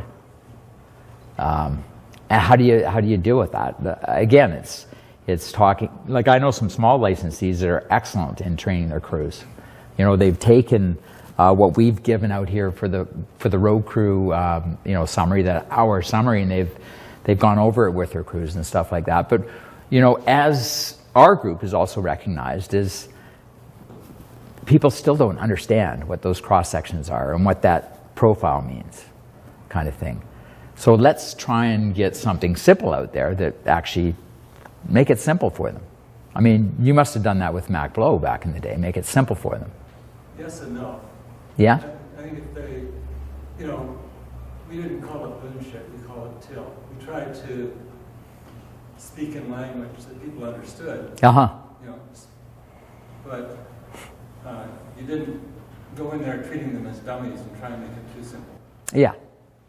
No, there's a middle of the road there. You shouldn't do that, ever. There's a middle of the road, It's not yeah. respectful. No. Works two ways. It's that whole feedback loop, communication. But that's sort of what's missing sometimes when everybody gets busy. That's sort of what's missing. Question back there? No? Kind of gets worked out of the whole system too, because it's who can give the best rate, and it all comes back to money. Yeah. Yeah, I guess if you're dealing with contractors, and most times it is contractors now, Terry, it's not company crews, so a bit different kind of thing out there, not as good effective as, throwing things down. Anyway, something to think about. Anybody else?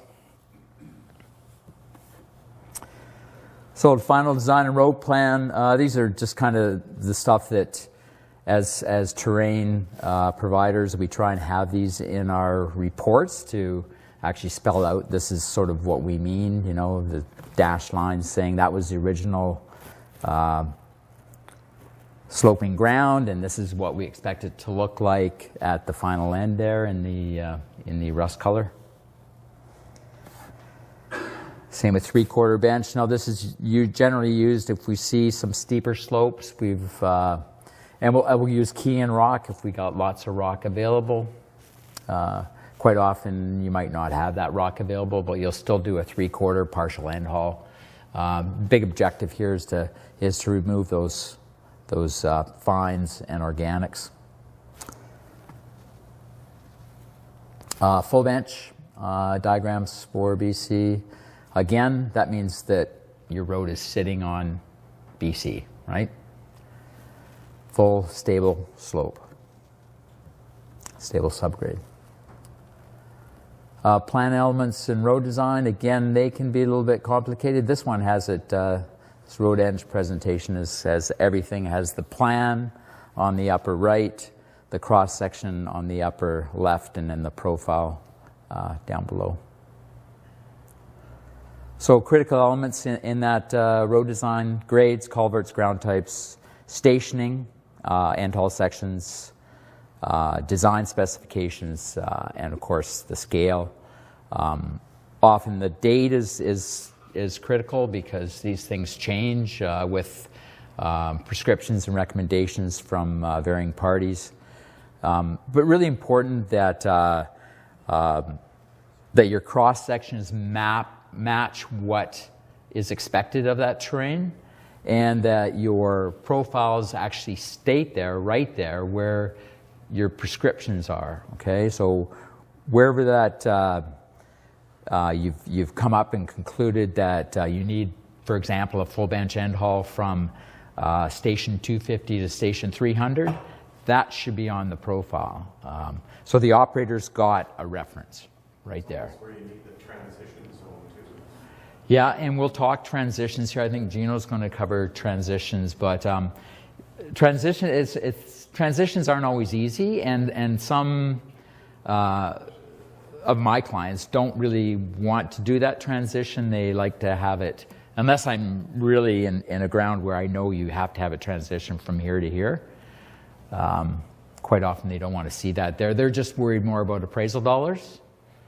And I'm finding in doing the road designs though, you can't catch the fill in those transitions in because the it's steep already. And yeah, so you need to start that transition before that. yeah. Yeah, so it's and you don't deal with appraisal, but still, you got to start.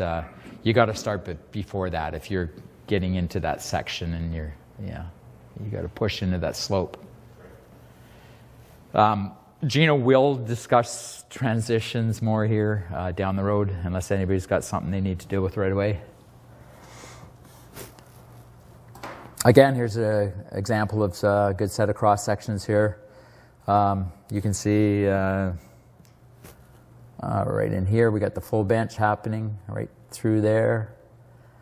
A little bit of a draw here back to full bench, and then you got, you know, standard. Oh, what other thing? It's not working. And a steep profile here. We're shooting up some really steep slopes, so that is another work-safe criteria, by the way. And it's also in our forest road engineering guidebooks as a guide. I think it's greater than 18% for 150 meters is critical that you do that you look at that before you start hauling on it and do a risk assessment on that road. So another one of those little, it's not a regulation, it's a guide, I believe. Who does the risk assessment? What's that? No, that's done by the road has to be built. The road is built, and it's done by usually the coordinating registered professional or somebody working for him or her.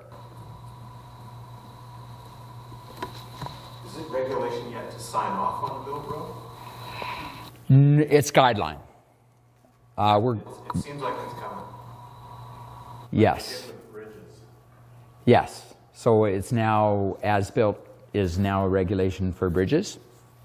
It is definitely recommended in all our guidelines for roadworks for AG BC. And so yeah, that's a part that we noticed when we were doing the steep roads, sort of auditing for British Columbia roads. We looked at the Kootenays and here, and yeah, that was definitely missing, that sign off. Although it's been out there for years to follow. So you know, we are going to be judged by guidelines, but it is not regulation. So the question of is it law or not is an interesting one. Sorry, Delphi. No, butt in. I mean, when we first started this group, we sat down at the Safety Council office in Nanaimo about 3 years ago. WorkSafe was very, very present in that room. And I think that if you ask them, and I'm reluctant to speak on their behalf, but what I've heard is that there probably is an interpretation of the law that says it should be signed off by a professional. And it's about the piece of legislation that talks about a certain depth of excavation or using machinery.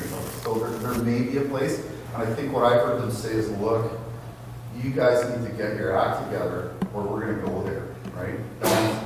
And part of the reason why this group exists is to try to put some tools in play to help us do a better job there. So I think it is coming. I think it's only a matter of time. But is it law or not? I'm open for interpretation at this point. I think we're getting some purview, but for how much longer, I'm not sure. Yeah. Yeah, my interpretation is that this is professional work, and if you aren't putting your seal on it, you're not really following our professional standards. Like, I know it's not industry standard to sign every road design, but it's like a little, it's just like. I'll touch on that. Yeah. But again, that is that's CRP stuff, or coordinating registered professional, or the coordinating member. Gino's going to touch on the hierarchy of what goes where. Again, here's Rich. Here is where I was talking about the offset here. This is the kind of stuff you might want to look at slope staking.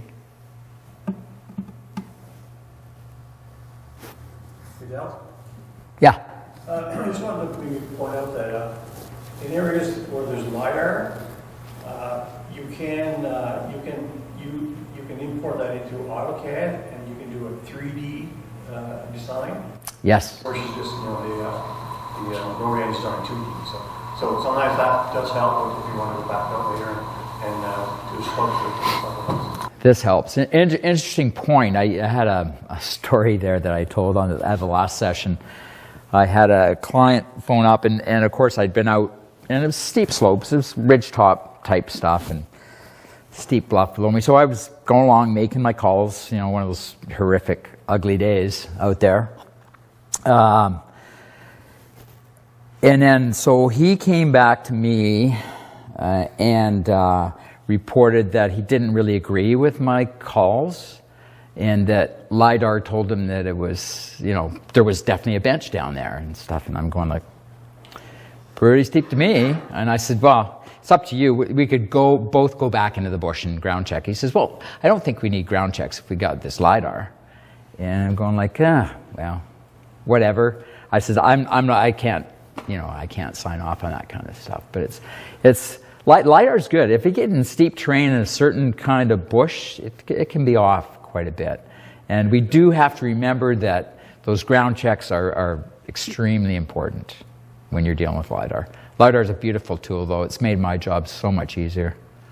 I don't know, imagine everybody agrees in this room. It's made our jobs a lot easier. Yeah. We actually target. We know where we want to go. So, plan element instructions. Again, that's the instructions are usually on the back of the pre-works or someplace in the documentation for pre-works. Safety, the summary of the road instructions for each section, where the drainage structures are to be placed, instructions for end haul, special construction. Spoil sites, really important on spoils. Other resources, ribbon colors. Sometimes companies have their own ribbon colors, and you know, they designate certain things. You want to make sure the operators have that knowledge to follow the right ribbons. Again, here's an example of this, where you've got your road concerns, you know, from your different stations. A hole in road, fill in some. This is a reactivation on the top there. Just a few recommendations. Everybody's seen them in this room, I imagine. Central plan elements.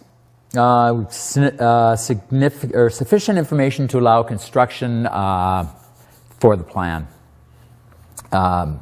You have to link to the standards, sufficient documentation, and rationale. We do definitely, as terrain people, we have to provide rationale for why we want that prescription in place. And signed and sealed by registered professional.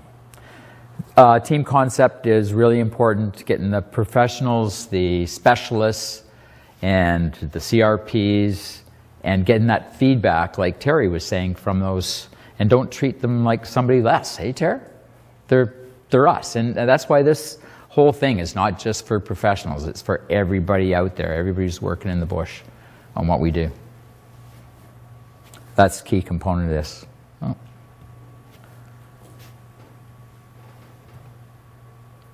Going back here.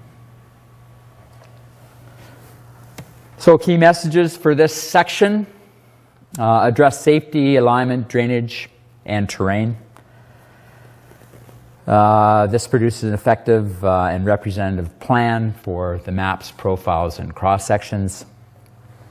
Include all the information that you might need, that especially the road crews need and the supervisors need, and make sure that that information is understood. Again, that toss-off, the feedback, knowing that, yeah, I can now walk away from the site and say, yeah, everybody knows what they're going to do here. And if they don't know what they're going to do, they should also know that they're to stop and get back to you, right? Stop and finish that loop off, that feedback loop. All right. So we'll get started with road construction, which will bring in information that we just talked about with the planning and communication. We'll split this between myself and Dell through the presentation, then I'll come back at the end and talk about maintenance, inspections, and deactivation, and so on. So road construction. Starting with the selection of builders, road contractors out there. Getting into the areas where we have sensitive terrain and so on, it's very important to have people that are qualified, trained, and experienced in the field. Knowing who you've got out there will also play part of how much supervision or how much information you need to give them, or how often professionals will want to get out in the field to see what's going on. So it's something to keep in mind. If you're working in the Central Coast, or if you're into the West Coast of the island, people with the experience in working in those geographical areas is really important. and the skill sets that they bring as well. We were talking a little bit a while ago around guidelines and whether signing off is law. If you're a member of the ABCFP or EGBC, there are practice guidelines out there. A lot of people are familiar with the crossing guidelines, but and this is more fluke than anything else, the Force Practice Board did a review last year on steep slopes. The report did come out a few months ago.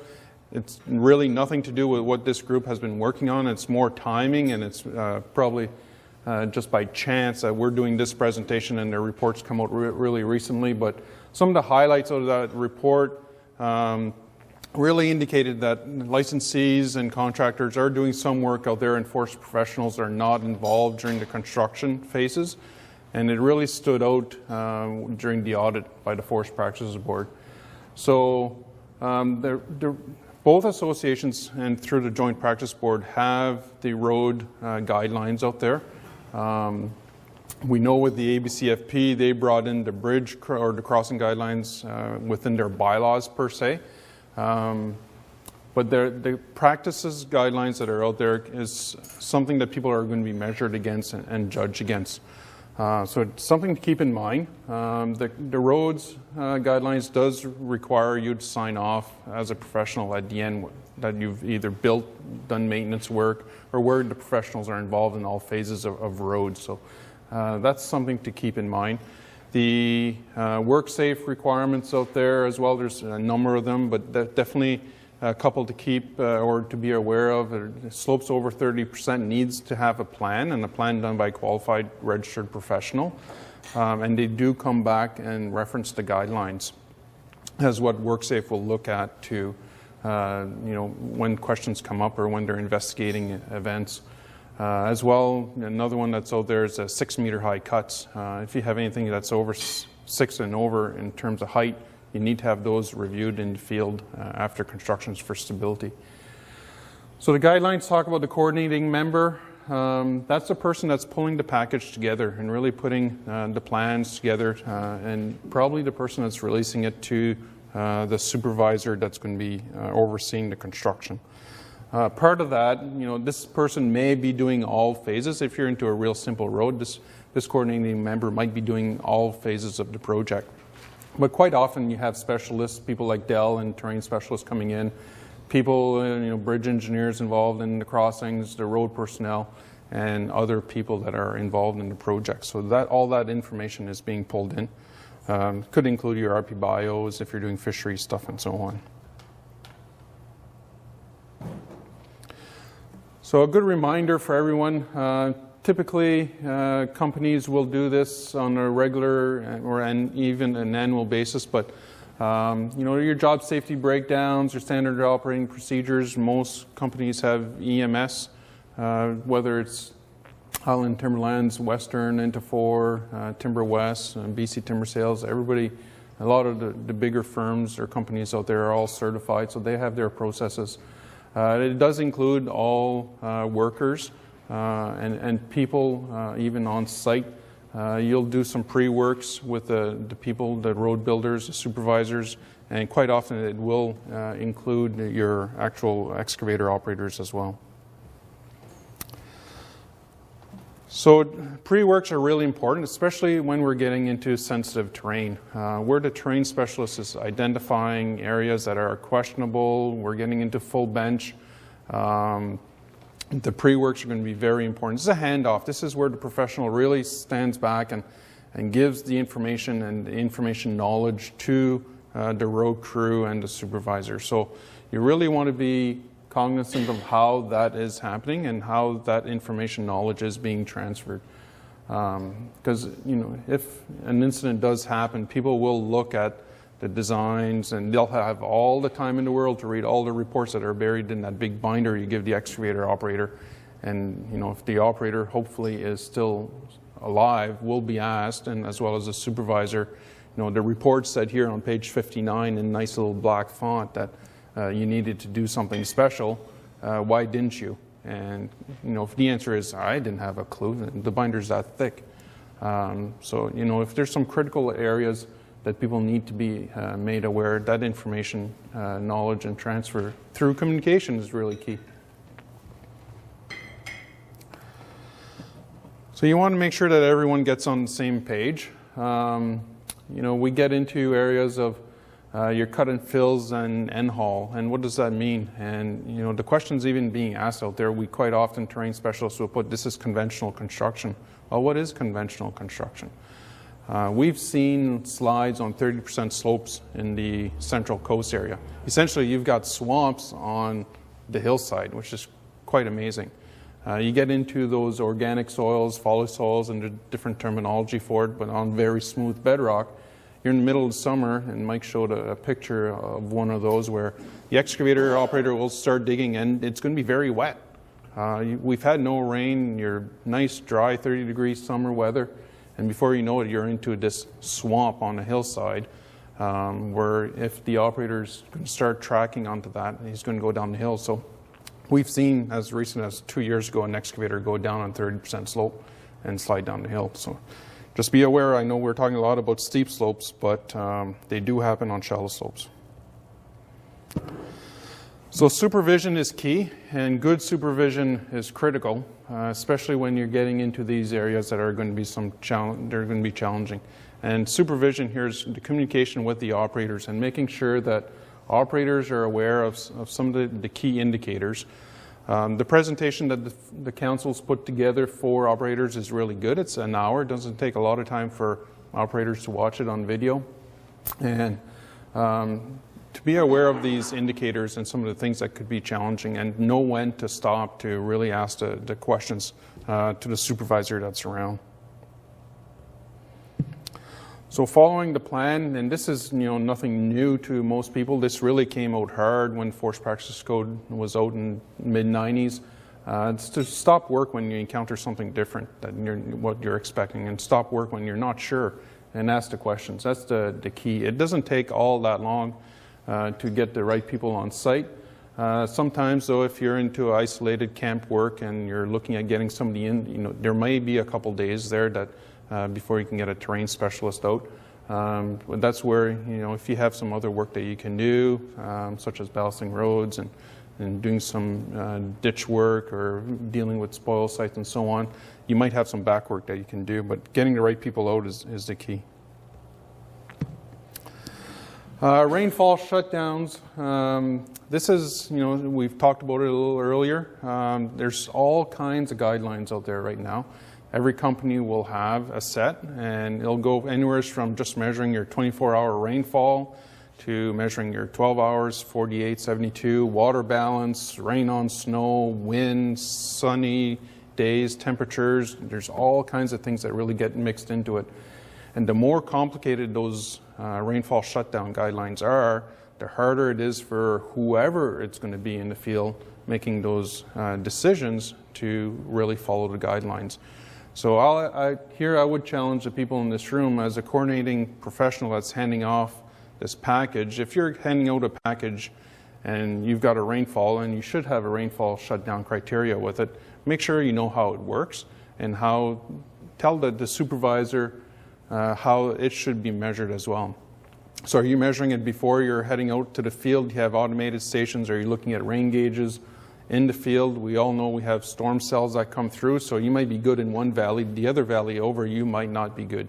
So it's really important to watch those. I would imagine probably everybody that's a trained specialist doing field work here are probably going to be in the field this week and next, given the rain on snow event we had Wednesday and the storm that came through on Sunday. I know my staff are. We've got lots of slides out there. So the key here is, when do you shut down to make sure that people are safe, and make sure people are not going out when they shouldn't be neither. Gino, I talked to one of my clients on this just yesterday, and so he had gone out and invested in all the latest technology, about 10 grand, in a nice rain gauge for his fire safety and everything, and I guess he was close to one of our island communities working, and it all got shot up. Yeah. So he lost his investment, so he wasn't too happy. But these are the things that you really need to have, and I don't know, I guess if you're close to a community, you do have that risk, you know, on your investment, but if you have that technology, I think it's the latest step for your workers out there to make it easy for them to know exactly when to shut down. Not trying to figure it out. And the automated stations are good to make a call from the office, and depending where you know where your stations are and you know kind of what's going on generally, you got to be aware. You should also have a rain gauge on site when you get there, where you're actually physically doing the work, because literally a valley over from one another will give you different rainfall. If you're dumping that gauge in the morning or you're dumping it at night, I'm a big believer that gauge should be dumped at night. And the reason I say that is you can see when you get there in the morning how much rain has fallen overnight and what you're getting into during that day. A number of storm events, for some reason, do happen over the night periods. And when the crews show up on site, if they see they've got 50, 70 millimeters of rain, they don't really know if it's happened overnight or through the day before. So they dump the gauge and they start all over fresh. But if that storm started at 2 or 3 in the morning and they're working to 100 millimeters, you know, by noon they could be well over 100 millimeters of rain. So, and they're still working out there. So dumping at the end of the day and not dumping in the morning, I think, is something that people really need to look into and be able to make some pretty good decisions as to whether they should be out there or when they should shut down during the day. You know? Yeah. Sorry. And the other thing we're talking about the rainfall again is the collection of and calculating the rainfall. And I've gone in after and looked at the data and did the math and went, you guys should have been shut down the day before, or you should still be shut down. Yeah. And I know some of my clients now, they have a spreadsheet that they give, like a computer spreadsheet they give to their operators. And all they can do, they just put the numbers in. There's no math involved. Yeah. And it just turns red and it says stop. Yeah, and that's good. So, Yeah. So it's nice to everything on that. yeah, so technology is out there now. Like, I'm a big advocate of iPads, and you can put a lot of things on there and lots of tools to facilitate the work that goes on. But, you know, one of the things we talk to operators about, and I guess it applies for this room, and I will apologize in advance if I offend anybody, but I really don't care. If you're out there on the setting and you think it's rained a lot, and the foreman rolls by and said, "Yeah, I dumped the gauge, it's good, just go to work." Is that okay? Right? It's about that culture again. We're encouraging them to ask those questions. Make sure. You know, I'm not saying bad things are happening out there, but production pressure affects everybody. And until everybody starts asking those questions, it'll continue to be a problem. So, you know, if somebody tells you they dumped the gauge and it looked good, you might want to ask a few more questions about that. Yeah. So getting into phase interaction, and you've also heard the term out there of phase congestion. One of our slides that we had a few years ago, the road crew were working and the excavator did go down the hill, but there were also fallers working down below. And the slide and the slide track and the debris, the trees and everything that came through the setting, the fallers were within 20 or so odd meters of that landslide. So it's not only about the crews working there, but you can have yarding crews, you can have all kinds of people. You know, we're just in time kind of putting plans out, road building, and you got falling, yarding, and all kinds of activities going on. That's something to be aware of. With fallers, we need to be looking at those right-of-ways. How much right-of-way should you be falling in some tricky terrain, and things you want to keep in mind as you're going through those areas. Once the road is built, you want to make sure that your drainage is working well, your cut slopes have been dealt with, the grades and the widths are all as you've designed. Anything that changes should be reflected on the plan. And this is where the sign-off at the end comes into play, is that's all accounted for in the sign-off and parts of doing the review.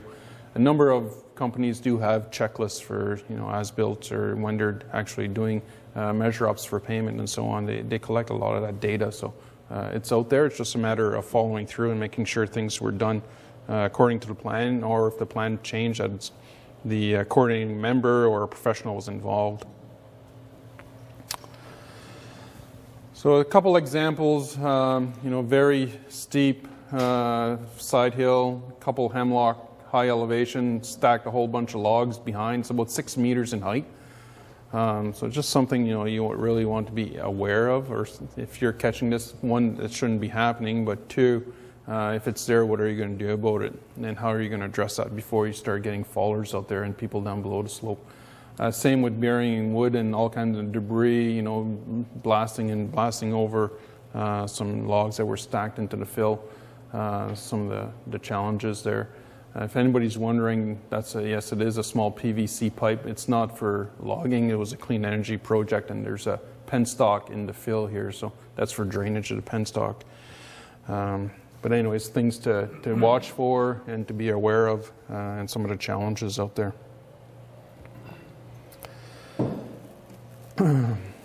So road crews need to know where they are, and I know we talked about the binder and the excavator operator. It's always good if you walk up to the site and you don't necessarily have the maps with you and you ask to see the operator's maps. And that way you can see if the map is nice and muddy and dirty, and then you know they're looking at it.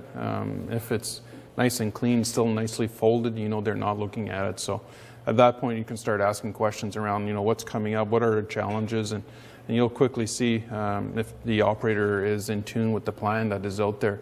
Then you can make adjustments accordingly. And you're probably not going to really come down hard on the operator, but you're probably going to come down a lot harder on the supervisor, making sure that that person does their job.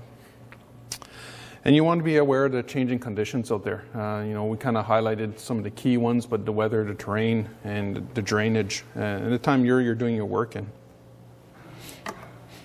Transition zones. Interforce had real great success with this. They had a number of slides a decade or more ago, and they kind of started looking at their root causes, and a lot of them were occurring in the transition zone. So this is whether you're into conventional construction and getting into an end haul, there's a transition zone that happens as you're going into that end haul. You're not doing cut and fill and all of a sudden bang, you're into full bench. You can just imagine you'd have a road that's out and all of a sudden you're 6 meters in kind of thing. So there's a transition period into that end haul, and as you're getting in outside of it, that full bench, you're also having a transition zone. And there could be a variety of reasons. We've talked about the bedrock. You got lots of water being drained. It can be into basal till as well. You want to watch where that water and where the sensitive soils are. So here's a photo, the example of the bedrock, and all of a sudden you're getting into some till or organics. And the operator's looking at his map and he's saying, hey, you know what, I've got a moderate bench here, I'm getting some good going. And he's really going to try to push ahead. He might be looking at this rock and saying, you know what, this has to be drilled and blasted, but the driller's busy, or I don't want to shut down now while he's drilling. I'm going to sneak around. And when you hear about people sneaking around, that's where you start getting challenges and some real problems. Quite often, they'll sneak around, but they'll punch their way up onto the organics, put some cross punching through. The excavator is no longer sitting on solid ground. Half the excavator is sitting on your puncheon and whatever this material is. And if it's wet, we've seen the excavators go down the hill. So something to keep in mind is that excavator, both tracks, should be on good bench solid ground and not sitting on puncheon. Now there's places for puncheon and we do it lots and it's really good. But when you're looking at sneaking around in your transition zone, there's a good chance that the operator in that machine is probably going down for a ride.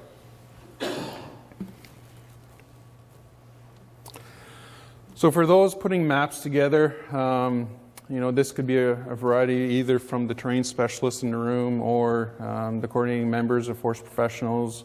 You know, you look at this, and this is what the operator has, right? The 3/4 B, EH, KIR. You know, we probably know what it means. It's actually a 3/4 bench, end haul, and key and rock. But does the operator know? So you got to ask yourself that.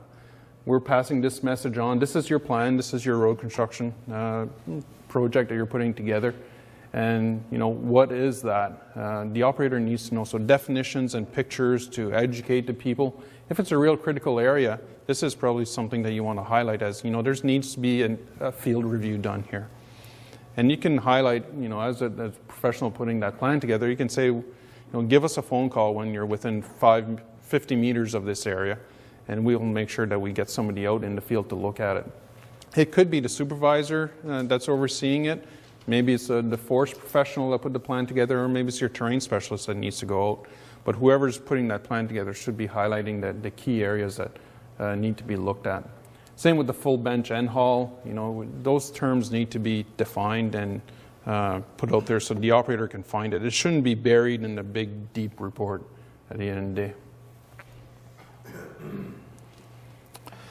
More on the transition zones. There's slides that are naturally occurring out there, so people just need to be aware of that. And you might find yourself that you're working through an area that has some active landslides, and how the terrain specialist is accounting for that in the report. You got to make sure that they're actually out there and looking at it in your road building. And as you're coming in or out, if you're going through the toe of the slide or the head scarp or above, you want to make sure that people are aware as they're putting their plans together that these things exist. And it's not only the fill slopes that let go, but also the cut slopes. So sometimes the failure will occur on top of the machine, and we saw Mark earlier talking in the video about how the rock face moved at him, but it's not only rock, and you can have till doing this as well, and slope moving down and against the machine. And sometimes the machines get pushed over. This is an older picture of an event, and the machine was actually standing on the outside and sneaking around. So an example of that would be your full bench, and you're starting to get into the soils, the very deep soils, very wet, and we'll see in the next slide, it's very smooth as well. So the operator was coming out of a full bench, getting into another, whether it's 3/4 bench or half bench.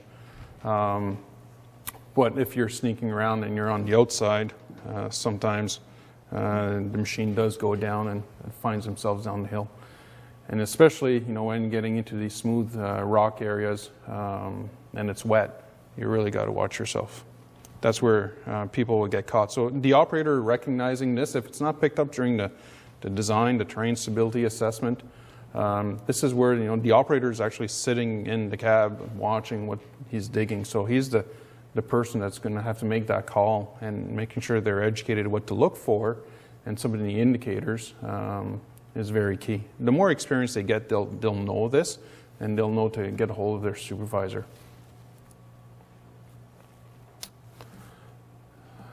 This is just some of the indicators. You got the sweeping logs up higher up, so you're getting into that area. The indicators are on the ground, so you got to be looking at all this, and especially when you're doing the plan and putting any information together for the operator while they're working out there. So it's another, the machine didn't go too far on this one. He was able to grab the bucket into the ditch, but snow on the ground, so all of a sudden we're building road. It's probably on a nice slushy day. You can all imagine what that looks like out there. Very wet, and then the questions are, was that machine sitting on a solid ground, or was he standing on partially filled slope? And how wet is it? The rainfall shutdown guidelines. All those questions come bear. So just something to also be aware of and keep an eye on. As I say, in all cases, it's probably not critical, but I think if you're in wet areas, on wet slopes, it's critical to identify those transition zones for sure. Well, I actually get the construction contractor coming back and say, you show this end hole, but I know we're going to have to take more out of it. Yeah, and that's crucial, and quite often, like on Crown land, we're dealing with appraisal too. So you need to have that 20-meter criteria, and so do we have 20 meters, or do we have maybe it might be as much as 50, it might be 10 on both ends. Who knows? So it's something that we as terrain people need to be looking at and considering for our clients. So yeah, always. Yeah. Something I'm becoming more aware of is just that during your layout, you kind of have to transition into and out of end haul if you want to even grade through your road. Yeah. So because your vertical offset increases, your grade line may go across the hill. So you're seeing that in your design, right? Yeah. Slope kicks up. Yeah. The center line has to like climb above your grade and then drop back in, and like being able to identify potential end haul during the layout and like make those adjustments to your center lines.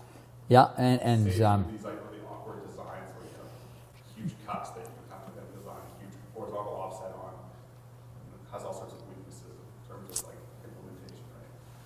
you forestry people that are really good with the engineer package that you guys use. Road ends generally, I guess, probably 100%. Anybody else use any other program? No.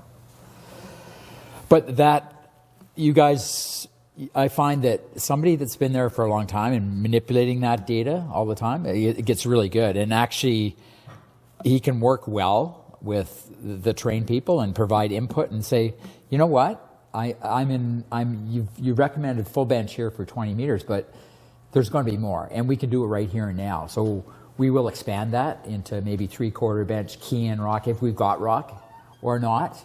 So we just have to follow those plans out through. So then you're providing input to that trained person as well before the final report. So yeah, it works two ways. Again, it's that communication that really is a bonus if we can do that. Good point.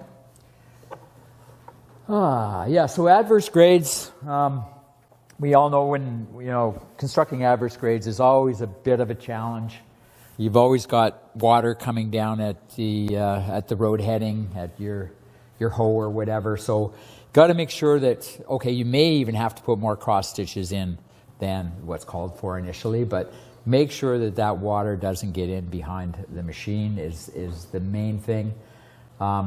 Pre-work should sort of identify, where these culverts go, but definitely make sure that that water comes off the road. I've seen a couple of adverse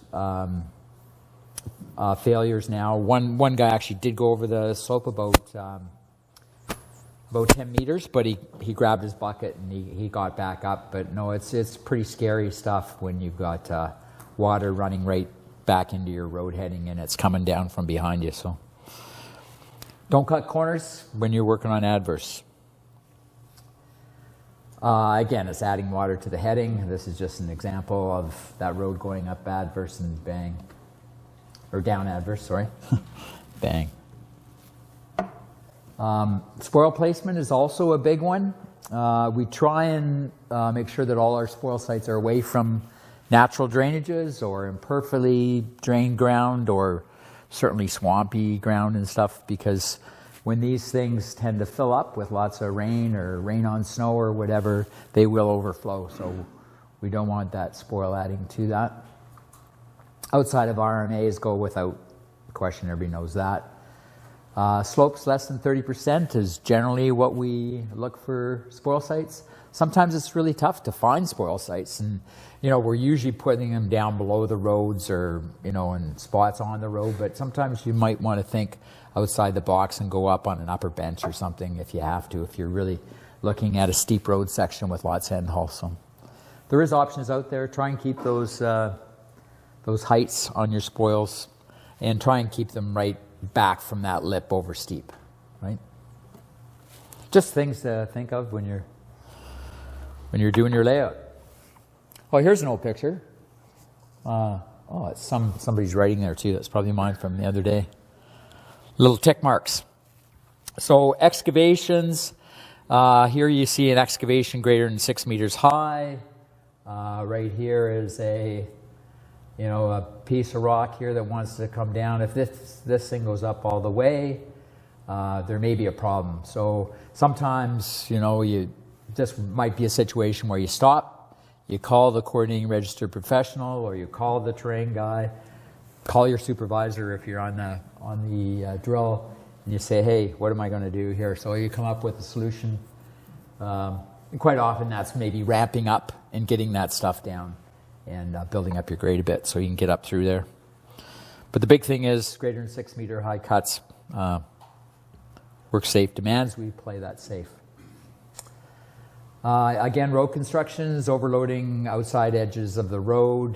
Here you find some stuff that on the left-hand side that basically log supported over your stumps there. So it's log supported fill. Not a good idea. It's not going to last. If there's anybody going in there to do harvesting after you, they're liable. They're definitely at risk. And you know, if you're hauling down this road, again, you've got a log supported fill. How long is that going to last? Here's one that gave way on the right hand side. So you're stuck with basically a lip now. Again, some more examples of some perch debris piles and stuff. And these, you know, sometimes it just requires monitoring out there to get these, to pick up on these things and just realize, hey, you know, there's other people using this, and there's definitely resources at risk here, be it human or be it riparian or some other resource. Yeah, it's definitely something, you know, we're not monitoring our roads a lot like we should be. We're finding a definite deficiency on that. I think the Forest Practice Board steep roads investigation came up with that conclusion. So yeah, monitoring is number one, especially after, you know, we've had all this rain on snow stuff here over the last weekend kind of thing. Get out there and monitor. There's going to be problems, eh? We know that. Maybe just go back to your last picture. Uh-huh. The overblast on the right side. Oh, this overblast here? Yeah, again, that's something you can monitor that, but it's like Mike was talking about. You know, if you've got high rock cuts, you know, hard rock, you're going to end up with this, but you try and minimize that. And again, the drillers can they can work away at that. There's things that drillers can do, and I'll briefly touch on that here. So things to consider: horizontal, vertical alignment we've talked about before. Inadequate right-of-way falling. So you know, if you've got steep roads and stuff, you got to have that right-of-way felled properly. You got to make sure the trees are definitely off on the up-hand side of the road. Smooth bedrock is always a consideration. Working in poor light conditions this time of year is particularly deadly. Sometimes you just can't see where you're at. Machines can't see, you know, where that road marker is. So does he know when to start that special construction? Right-of-way logs, decking, that's always a big one. And again, the construction knowledge that we're talking about needs to be carried through to reconstruction of old roads and to deactivation as well. We're noticing a lot of our old roads that we're going into now. We're going into second growth timber, so we're seeing a lot of those either gray cat roads or cat roads, and a lot of fills are now becoming unstable. And you know, drainage is critical. We've seen that. We've seen quite a few slides happen. We've seen work-safe incidents happen because of old roads. So, yeah, definitely not a good thing. Drilling blasting operations should be focused towards controlling the blast. As we were talking about before, drill holes should be directional. You got to stem with adequate material. It's all these stuff you want to talk to your drillers about. Is the spacing proper? Get the, if it's a really tough piece of ground and the rock's unusual, get the explosives experts involved here. If it's a new driller blaster, make sure he's got the proper training, be it on-site training or be it, hey, you can actually get training from the International Society of Explosive Engineers. They put on sort of webinar type stuff. So there's stuff out there. Definitely the type of explosive you use, the drill spacings, the stemming. It's all very important in how we control our blast in steep terrain. Any input? Yeah. A lot of us, you know, trained scientists are not experts at all in rock slope stability. For sure. Do you see a lot of use of rock slope stability specialists, like geological engineers who really have a specialty in rock slope stability, being involved in these sort of situations? Yeah, Terry, that's a good question. Quite often, we recommend them, actually. If it's beyond my scope, especially for scaling and stuff like that, you realize you've got a potential rockfall hazard above you when you're putting this road through. What do we need to do here? So you call somebody like Pacific Blasting, or there's Rockstar out of Alberni is also a good company. He's got some scalers. He's got some stuff happening there. I don't know. Anybody else know some technical people around that can really help you out? But yeah, it's sort of beyond most terrain people's capability to say, hey, this is going to be stable. So When I worked for Golder, I had, you had the key people there. qualified rock facility engineers Mm-hmm. that I could call on that worked for Golder Associates. Yeah. Are they still there? Are they still there? Like some of those guys are gone. Still be there. But it was a comfortable feeling for me to be able to just turn to a colleague and say, can you come and do this? And to say to the company, this is who we need. Yeah. And it's so important. Does that happen, sort of with individual consultants as much? I mean, it was easy for me. Yeah, it's easier for you because it's in-house. It's harder for us probably, but we do call in specialists, other specialists, if we think it's out of our bailiwick. They're usually more of the engineering style, like you need a GRS wall or something here to get through this crossing, so you need to contact one of the engineering firms on the island rather than the geos, who are more, we're basically structured to anything 2 meters, under 2 meters, and that's it. If you want to get technical and get, do your math with this crossing or with this rock slope, then yeah, you need somebody that's more than what you are. It's good to have that. On the island that will do that kind of work, especially if you're getting into Yeah. your rock cuts of 6 meters and higher. There's some geological engineers out there that are very specialized into their rock, and some of the big companies have a few. But one fellow that's on his own, I've used in the past with Michael Collin, has done some of that kind of work, and it comes down to risk analysis as well. So you can start looking at traffic and volume and how often and what's the risk of rock falling on individuals. So there's people qualified in that field to look at your faces and your slopes to tell you if you're going to be okay, even during construction or before construction. It's nice to look at it after because you can start seeing your dips and slopes and everything else in the rock. Yeah, and that's called global stability now. You guys are needing global stability, right? Yeah. So it's push up an extra notch, Terry. There's all kinds of fail-safes out there. But as terrain specialists, we got to use those people. We can't just say, hey, no, try this. It's beyond that anymore. It's like, let's get some real serious stuff in here. Or slope staking if we think that's going to work. But rock is a different story. Okay, anybody else?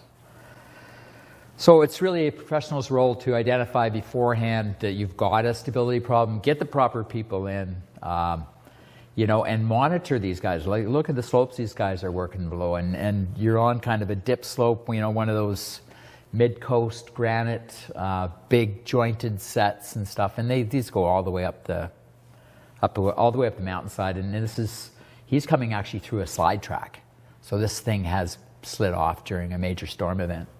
So yeah, this thing is probably 100 meters wide.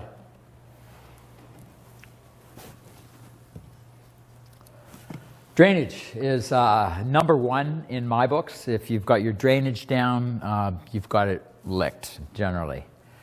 Road surface runoff is a big one, causing all kinds of erosion. I know now with all our snow melt going on here just over the past few days, we've had lots of road surface runoff going down for several hundred meters before it hits a crossing, and then plugging up the cross ditch or plugging up the culvert, and away we go. We got problems.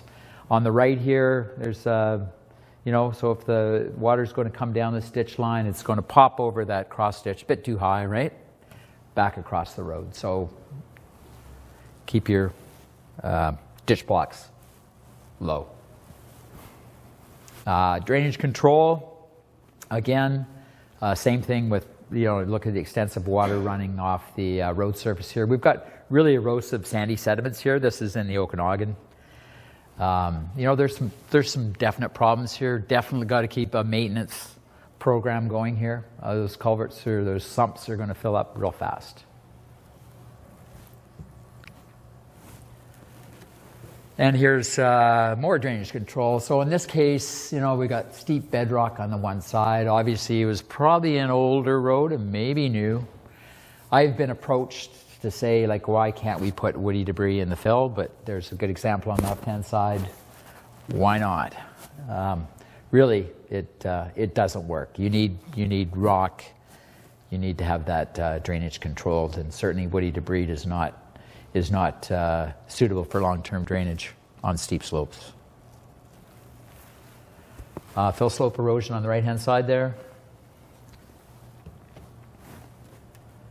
And again, here's some good examples. You got some excellent bit of armoring on the outside edge of a culvert here. Again, really erosive soils. This is up in the Kootenays. Cut banks, the same, this solid sand, gravel kind of thing that holds up well at 70%, but anything above that, it's down, right? So use that rock if it's close by to blanket those upper slopes as well. Really effective. And this guy's also got some in the ditch line there to prevent excessive erosion. Here's one here where it's coming, basically had some rock fall onto the road and diverted drainage out and over. And once it gets over that edge of the road there, who knows what's going to happen. So you try to be very creative, make sure your drainage structures are there. Monitoring is number one. I like insloping my roads when I know I've got steep slopes below them. Put that water to the ditch line, down to the next culvert. Don't let that water, on a big rain event, go over that outside edge. And certainly helps to mitigate a few events happening, bigger ones happening. Road constructions change circumstances. So who's qualified or allowed to change the plan? So what, quite often, like I can't, like I say, I can't identify everything. I try my best, but if that's not on the map, if I haven't put it on as a prescription or the CRP hasn't identified, the layout crews haven't identified it as something of concern, somebody's got to stop work and make that decision to change the plan if, in fact, that road's not going to work or there's something we've got to do. Like Mike said with his, what road was that? That was Hoburg Road that you moved in. Classified Hoburg. Hoburg's never classified. But the point there too is to make sure the right people qualified with changing the plan, don't just change the plan because you think you should. Yeah. Don't ignore an end section because if it's there, you need to go through the right process and make sure the right qualified person is making the change. Yeah. No, and there's got to be, several people should be involved in making that change of plans, if in fact those conditions are different than those anticipated, right? All changes are to be discussed with the road construction team. So number one, make sure all the road crews on side and they're discussing it there. The supervisor comes to the coordinating registered professional, and if necessary, a trained person is involved. If not a big deal. It can be make it on site if everybody's pretty sure that this is going to work, right? But it's all about team. It's all about team playing here. So everybody involved with road planning, engineering, construction plays a really critical role in safe operations. And again, it's interaction of the team, getting that feedback from the road crew, making sure that the road crew knows if something's different, stop and talk about it, even if it's with the driller behind them. Stop and talk. What do you think? Key messages. No experience, training, and safety performance of the construction company, as Gino talked about. So, Yeah, if you're in tough terrain, know that you've got the right operators on there that can handle it. Okay. Understand the pre-works. But number one, when the CRP puts out the pre-works, or his right-hand man or woman puts out the pre-works, that is understood by the operator, by the supervisor. If it's not understood, you got to really come back and start all over again. If it's too complicated and he'll tell you that or she'll tell you that, then start all over again. During road construction, stop if questions arise and report again. Proceed with caution through the transition zones and adverse grades and high cut slopes, bedrock cuts, steep grades, organic soils.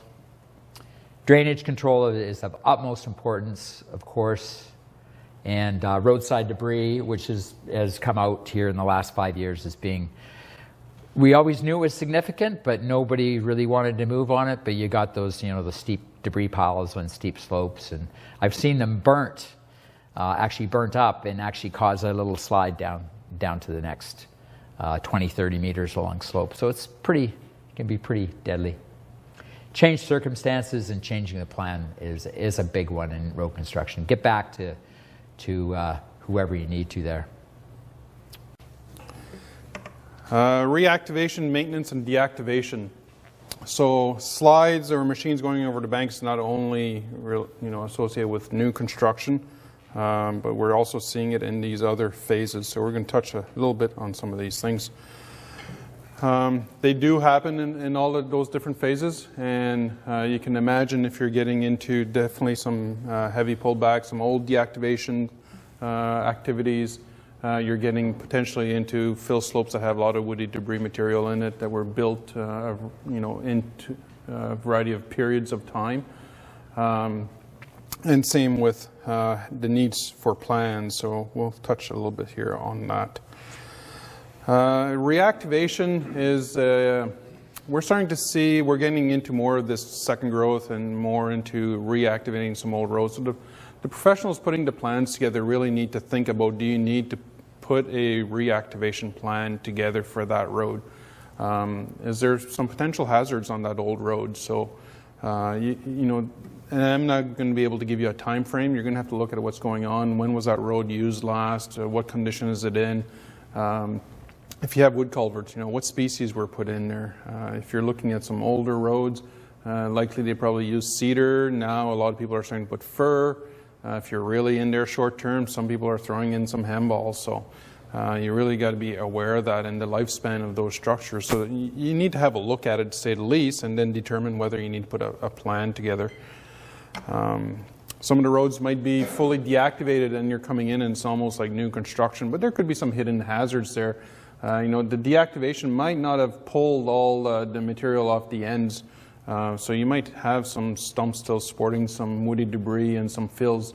And are you going to go through here and actually do a conventional construction, or are you going to do something a little more just because you might have some hazards down below? So you want to have a look at that and just make sure you know what you're getting into.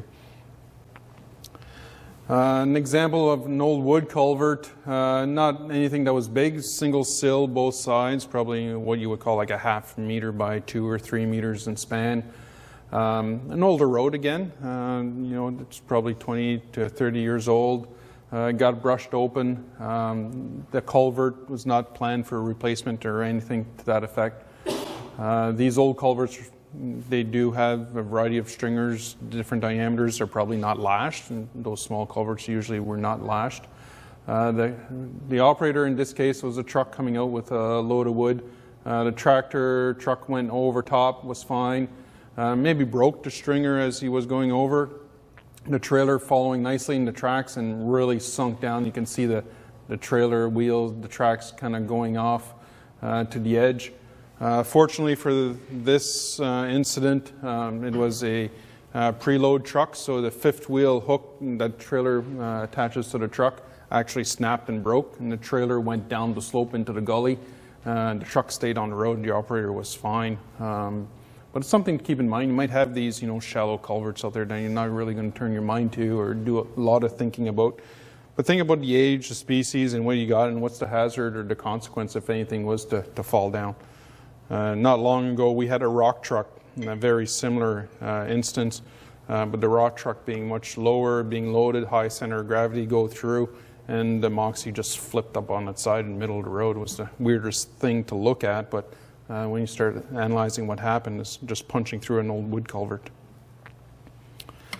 Water management, as you're doing, whether it's reactivation or you're looking at deactivation, depending on the road conditions and the time of year and everything else that you're in, if you have water going over the road in a certain place, you want to make sure it's going to where water should be and keeping it to its natural drainage patterns.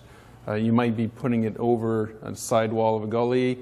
Doesn't take much. I've seen it, you're literally that cross stitch is 3 meters on the wrong side of where the center of that draw is, and you're putting the water just on the edge of the gully, and before you know it, the landslide occurs. So something to be aware of, and if you're doing your prescriptions out there, are you marking the inlet and the outlet of where those features should be? Different people have different practices, but just something to keep in mind. And highlight that to the supervisor that you're handing off the plan and to the operators to make sure that they know what they should be expecting out there. On the reactivation, looking at your old culverts, the cut and fills, it's really a pain in the ass sometimes to go down below that old fill and start walking around. You're into the woody debris of the old logging, and you got to crawl around. But if there's any indicators that you think there's issues with from a stability perspective, you probably want to have a look at those areas and see what's going on. The old drainage features, if you're looking at some real old roads, probably the slides have occurred already if you're lucky. But the old days, we used to bring water and just train water down the road for kilometers and not necessarily follow the old drainage patterns. So something to keep your minds on. And communicate the plan to the operators as to what's expected. So again here, whether you're just putting a map together with where to replace culverts, or do you need to do some pullback and some more intense work, and how's your plan going to reflect that and educate the operator that's out there doing the works. So things to keep in mind. Any questions on the reactivation? Reactivation plans can look very much like new construction. So just again, at the end, there's a sign-off that should be happening. This, if you were to go through the roads guidelines by the association, that's all indicated in there. I got a question. Yeah. Have you found when you're reactivating a road, you find drainage diversions? So you want to get that road back to the old water course, but that water course hasn't been used for 40, 50 years. Do you still find that better to put it back to the old course? Or? Sometimes it is. You really got to look at what's going on and where your stability issues are. If the water's been going now in the new location for the last 40 years, it may be fine. You may not have any issues. But if that location is within a cut block now and you're within that rain on snow event and you're just going to start introducing a lot more water and flashy water, you might not want it to be there. So you got to think about where you're at and what's going to happen there into the future, right? You got to line up the roads downslope too. You got to line up the culverts. Yeah. You pretty much have to think yourself as that little granule of water that's going to flow down, and where you're going to go, and where's it going to end up at the end of the day. That's right. You have the discussions where you run into the point, well, what about the road down below now? I have to redo that. And sometimes you'll end up doing the hydrology because you're mid-slope up there and say, hey, I need a 1200 pipe, and then you'll look where that water's going and there's a 600 down at the bottom. It's like, okay, well, maybe we need to address the bottom one as well. There's decisions to be made on that. Here, sometimes your fish habitat, right? Like a little bit off topic, but we've had the same question, down slope. Over time, we created fish habitat. So it was another layer you had to deal with. Like, you just moved water and we're dewatering fish habitats. So there's another complication into the mix of what to do with it, and the instability was the issue today. And maintenance and deactivation, again, here, the professional putting the plan together or asking or putting the requirement that this road needs maintenance or this road needs to be deactivated really needs to turn their mind as to what level of plan and information is needed for the operator to do the work and do it safely. So whether you're actually just going in and replacing an old culvert or deactivating and pulling it out, is there a need for a professional plan to do that? So just something that you got to wrap your minds around as to the level of information that operator needs and make a decision on that. We had an excavator just doing some road maintenance, a little bit of pullback, doing water management on the road, and he was on the outside edge, and that outside edge failed. Rightly or wrongly, I'd say it's probably wrongly, but the operator was not wearing a seatbelt. And the story on this one, as the machine was actually tumbling and rolling, the guy was walking in the cab as he was going down until it landed and hit a tree. And the machine stopped, and then he crawled out. So he was very fortunate. Usually, if people don't wear their seatbelts, they're not so lucky. But something to be aware of, again, if you're with a machine, how you're lining up your tracks and having that conversation with the operator just to make sure. And these old roads, there's hidden features that people just don't pick up. So, and really, you got to be careful as to where you're sitting and what you're doing. Sometimes things get missed. A spoil site during some major works. The person that put the prescription together saw the ground, saw, hey, here's a nice beautiful bench, not going to worry about it, beautiful place to end haul the material, spoil it, everything looks great and dandy. Big storm event comes by, and all of a sudden you lose 50 to 60 meters of road in that location, and the whole spoil site is gone. Upon further investigation, it was noticed that the old road construction actually filled in the gully, and it wasn't picked up on. The bench that we were looking at and thought it was a bench was actually some old fill that filled the gully up. In the lower mainland, we get these beautiful lacustrines and nice windblown sands at 300 to 400 meters in elevation. It's pure sand. You think you're sitting on the beach. And these things are kind of hidden out there. So knowing what you're getting into, sometimes things do get missed, and it's unfortunate, but just knowing and looking at those old roads and what you're walking into yourself is something good to be aware of. The activation prescriptions can take a variety of looks and types of detailed work that go into them. Sometimes it just be a matter of putting a note on the map that all culverts need to be removed. Sometimes you get into an area where, in this case, the terrain stability assessment picked up an old landslide, so that's good information to be aware of when you're doing your prescription, how you're managing water into that area. What are you doing with some potential blankets and coarse rock and some French drains? How does that relate into the prescription afterwards, or you got more descriptions and you can feed the operator back to a location in a report? If there's landslides that have occurred, all that is good information for the operator to be aware of, and some potential challenges that they might find themselves in when they're doing the works. And then supervision, while you're into these areas, you might want to put a little more attention to them. You've got some old landslides, you've got some new landslides, you've got all kinds of funny, more complicated work going on. So you might want to plan to be out here more often, whether it's a coordinating member that put out the prescription, the terrain stability professional, and the supervisor as well. Then time of year that you're in there, and so on, doing the type of work. You might have rainfall shutdown criteria that's reduced for doing this work as well. So some of our key messages here. The activation prescription should be developed by a qualified professional in the right instances. It doesn't need to be all the time, but just to put a note in the contract that contractors responsible for deactivating the road may not be enough.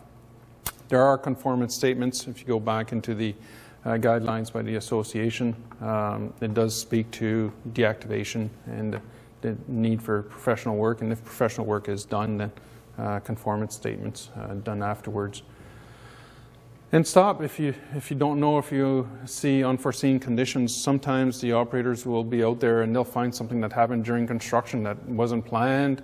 The person doing the prescription think that they might be in a full bench end haul, and the operator starts digging up woody debris on the outside edge and say, okay, well, everybody missed it through all the different phases, and now this operator's finding it. So they may need to stop, and prescriptions may need to change accordingly. And you have changed circumstances. Sometimes, if you're doing the prescription in the middle of summer and the operator's out there in November, water is very different at that time of year. So just something to be aware of.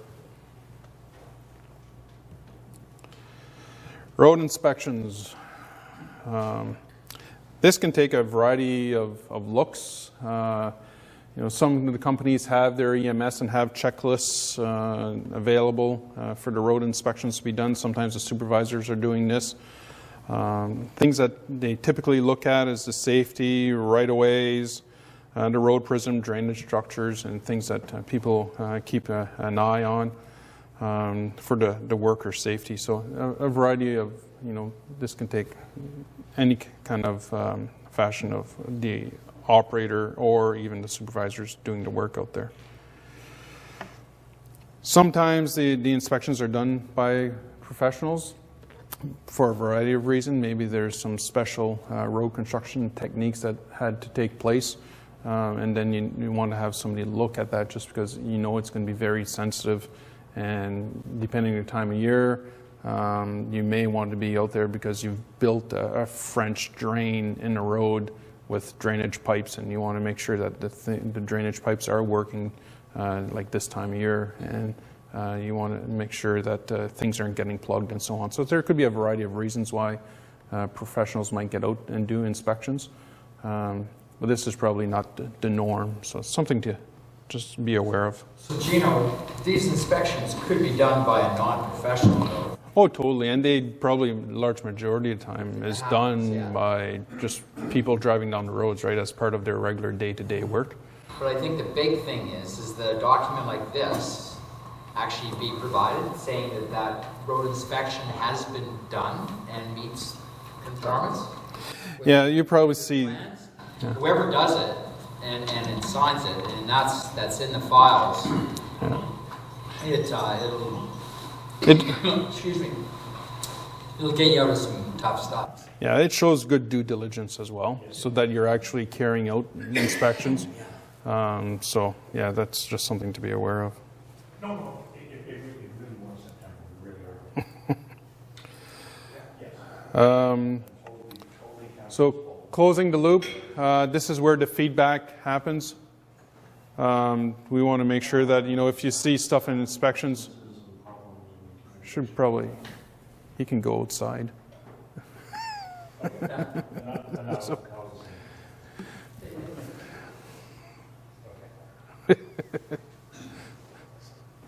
Sorry, we waited for you to get off the phone there. The door opens too. Yeah, I don't think the alarm is very good.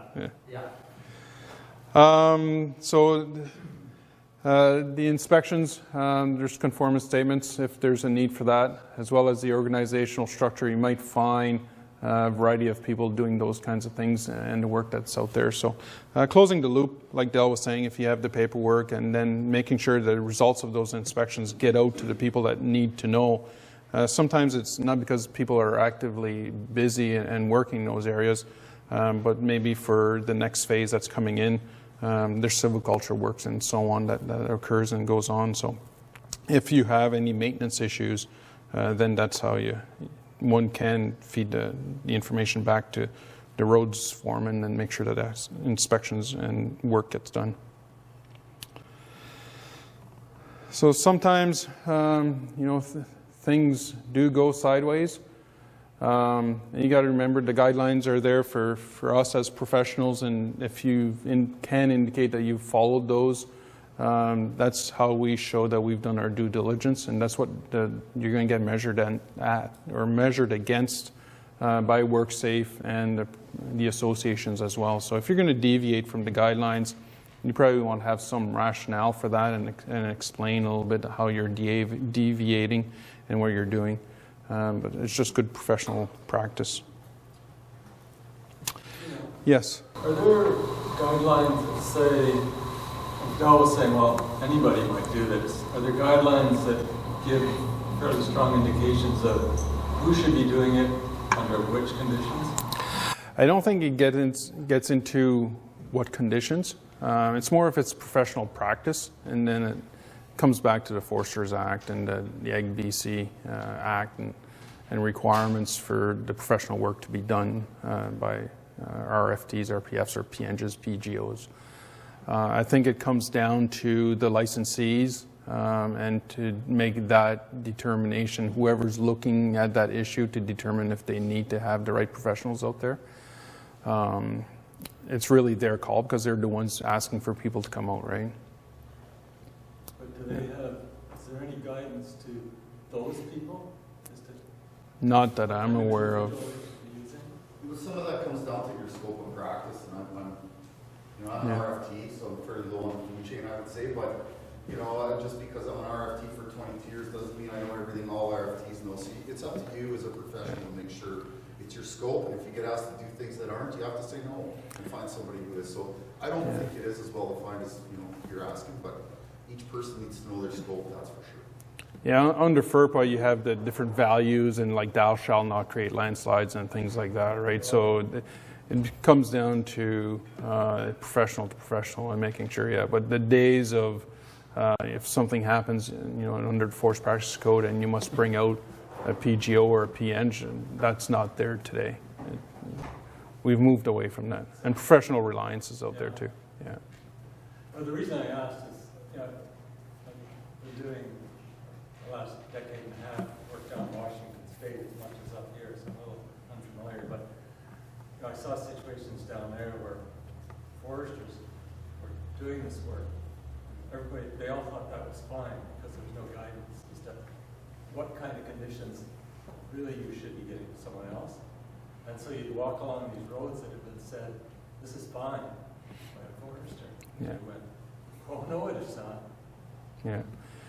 Yeah, the guidelines get into what type of experience that you have and whether you can do that type of work. But again, it's up to that individual to make that decision. It doesn't go into black and white into different instances. Not to say that things aren't going to change. I know this government's got professional reliance on their radar, and those conversations are happening. So the associations are also tasked right now through the Forest Practices Board audit to have another look at their guidelines based on the results that they had found. So we're waiting to hear what the associations are going to say on that. I think the associations are supposed to get back to the Forest Practices Board here in December, I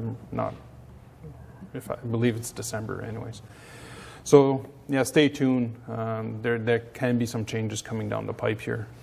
But for now, it's professional reliance, and it's up to licensees to make sure they're doing their due diligence and getting the right people out in the field. Going to touch base a little bit on technology. We talked slightly about this. Definitely, as we noted, LiDAR, it's not necessarily new technology, but it's becoming more available to people. You got to know the limitations, and even the LiDAR, you'll get different quality LiDAR. Flying and just shooting a laser down to the ground and into the canopy is one thing. Having software, and a lot of those companies have proprietary software that will actually tell you, your shots and whether you've actually hit ground or not. If you're getting into areas where sunlight is not hitting the ground when you're out there in the summer, the laser's not getting through neither. So what you think you might be getting is a ground shot, and if you're into some real thick salal or salmonberry, you might not be looking at LiDAR. What LiDAR is telling you is ground. It might not be ground in the field. So something to be aware of. Steep slopes as well. You'll get different returns. Are you hitting a rock bluff, or are you hitting branch? And you really want to do your ground review with the LiDAR in hand and make sure that things add up. In-cab technology, there's definitely some people that are starting to work. I've heard of a lot of people saying, operators have their iPhones. The iPads are a little bit bigger. Things are getting out there. But again, there's accuracy with those things. And there's tools and gadgets you can attach to the iPad to make them a little more accurate. But you got to be aware of your limitations on those tools. The drones are becoming very big.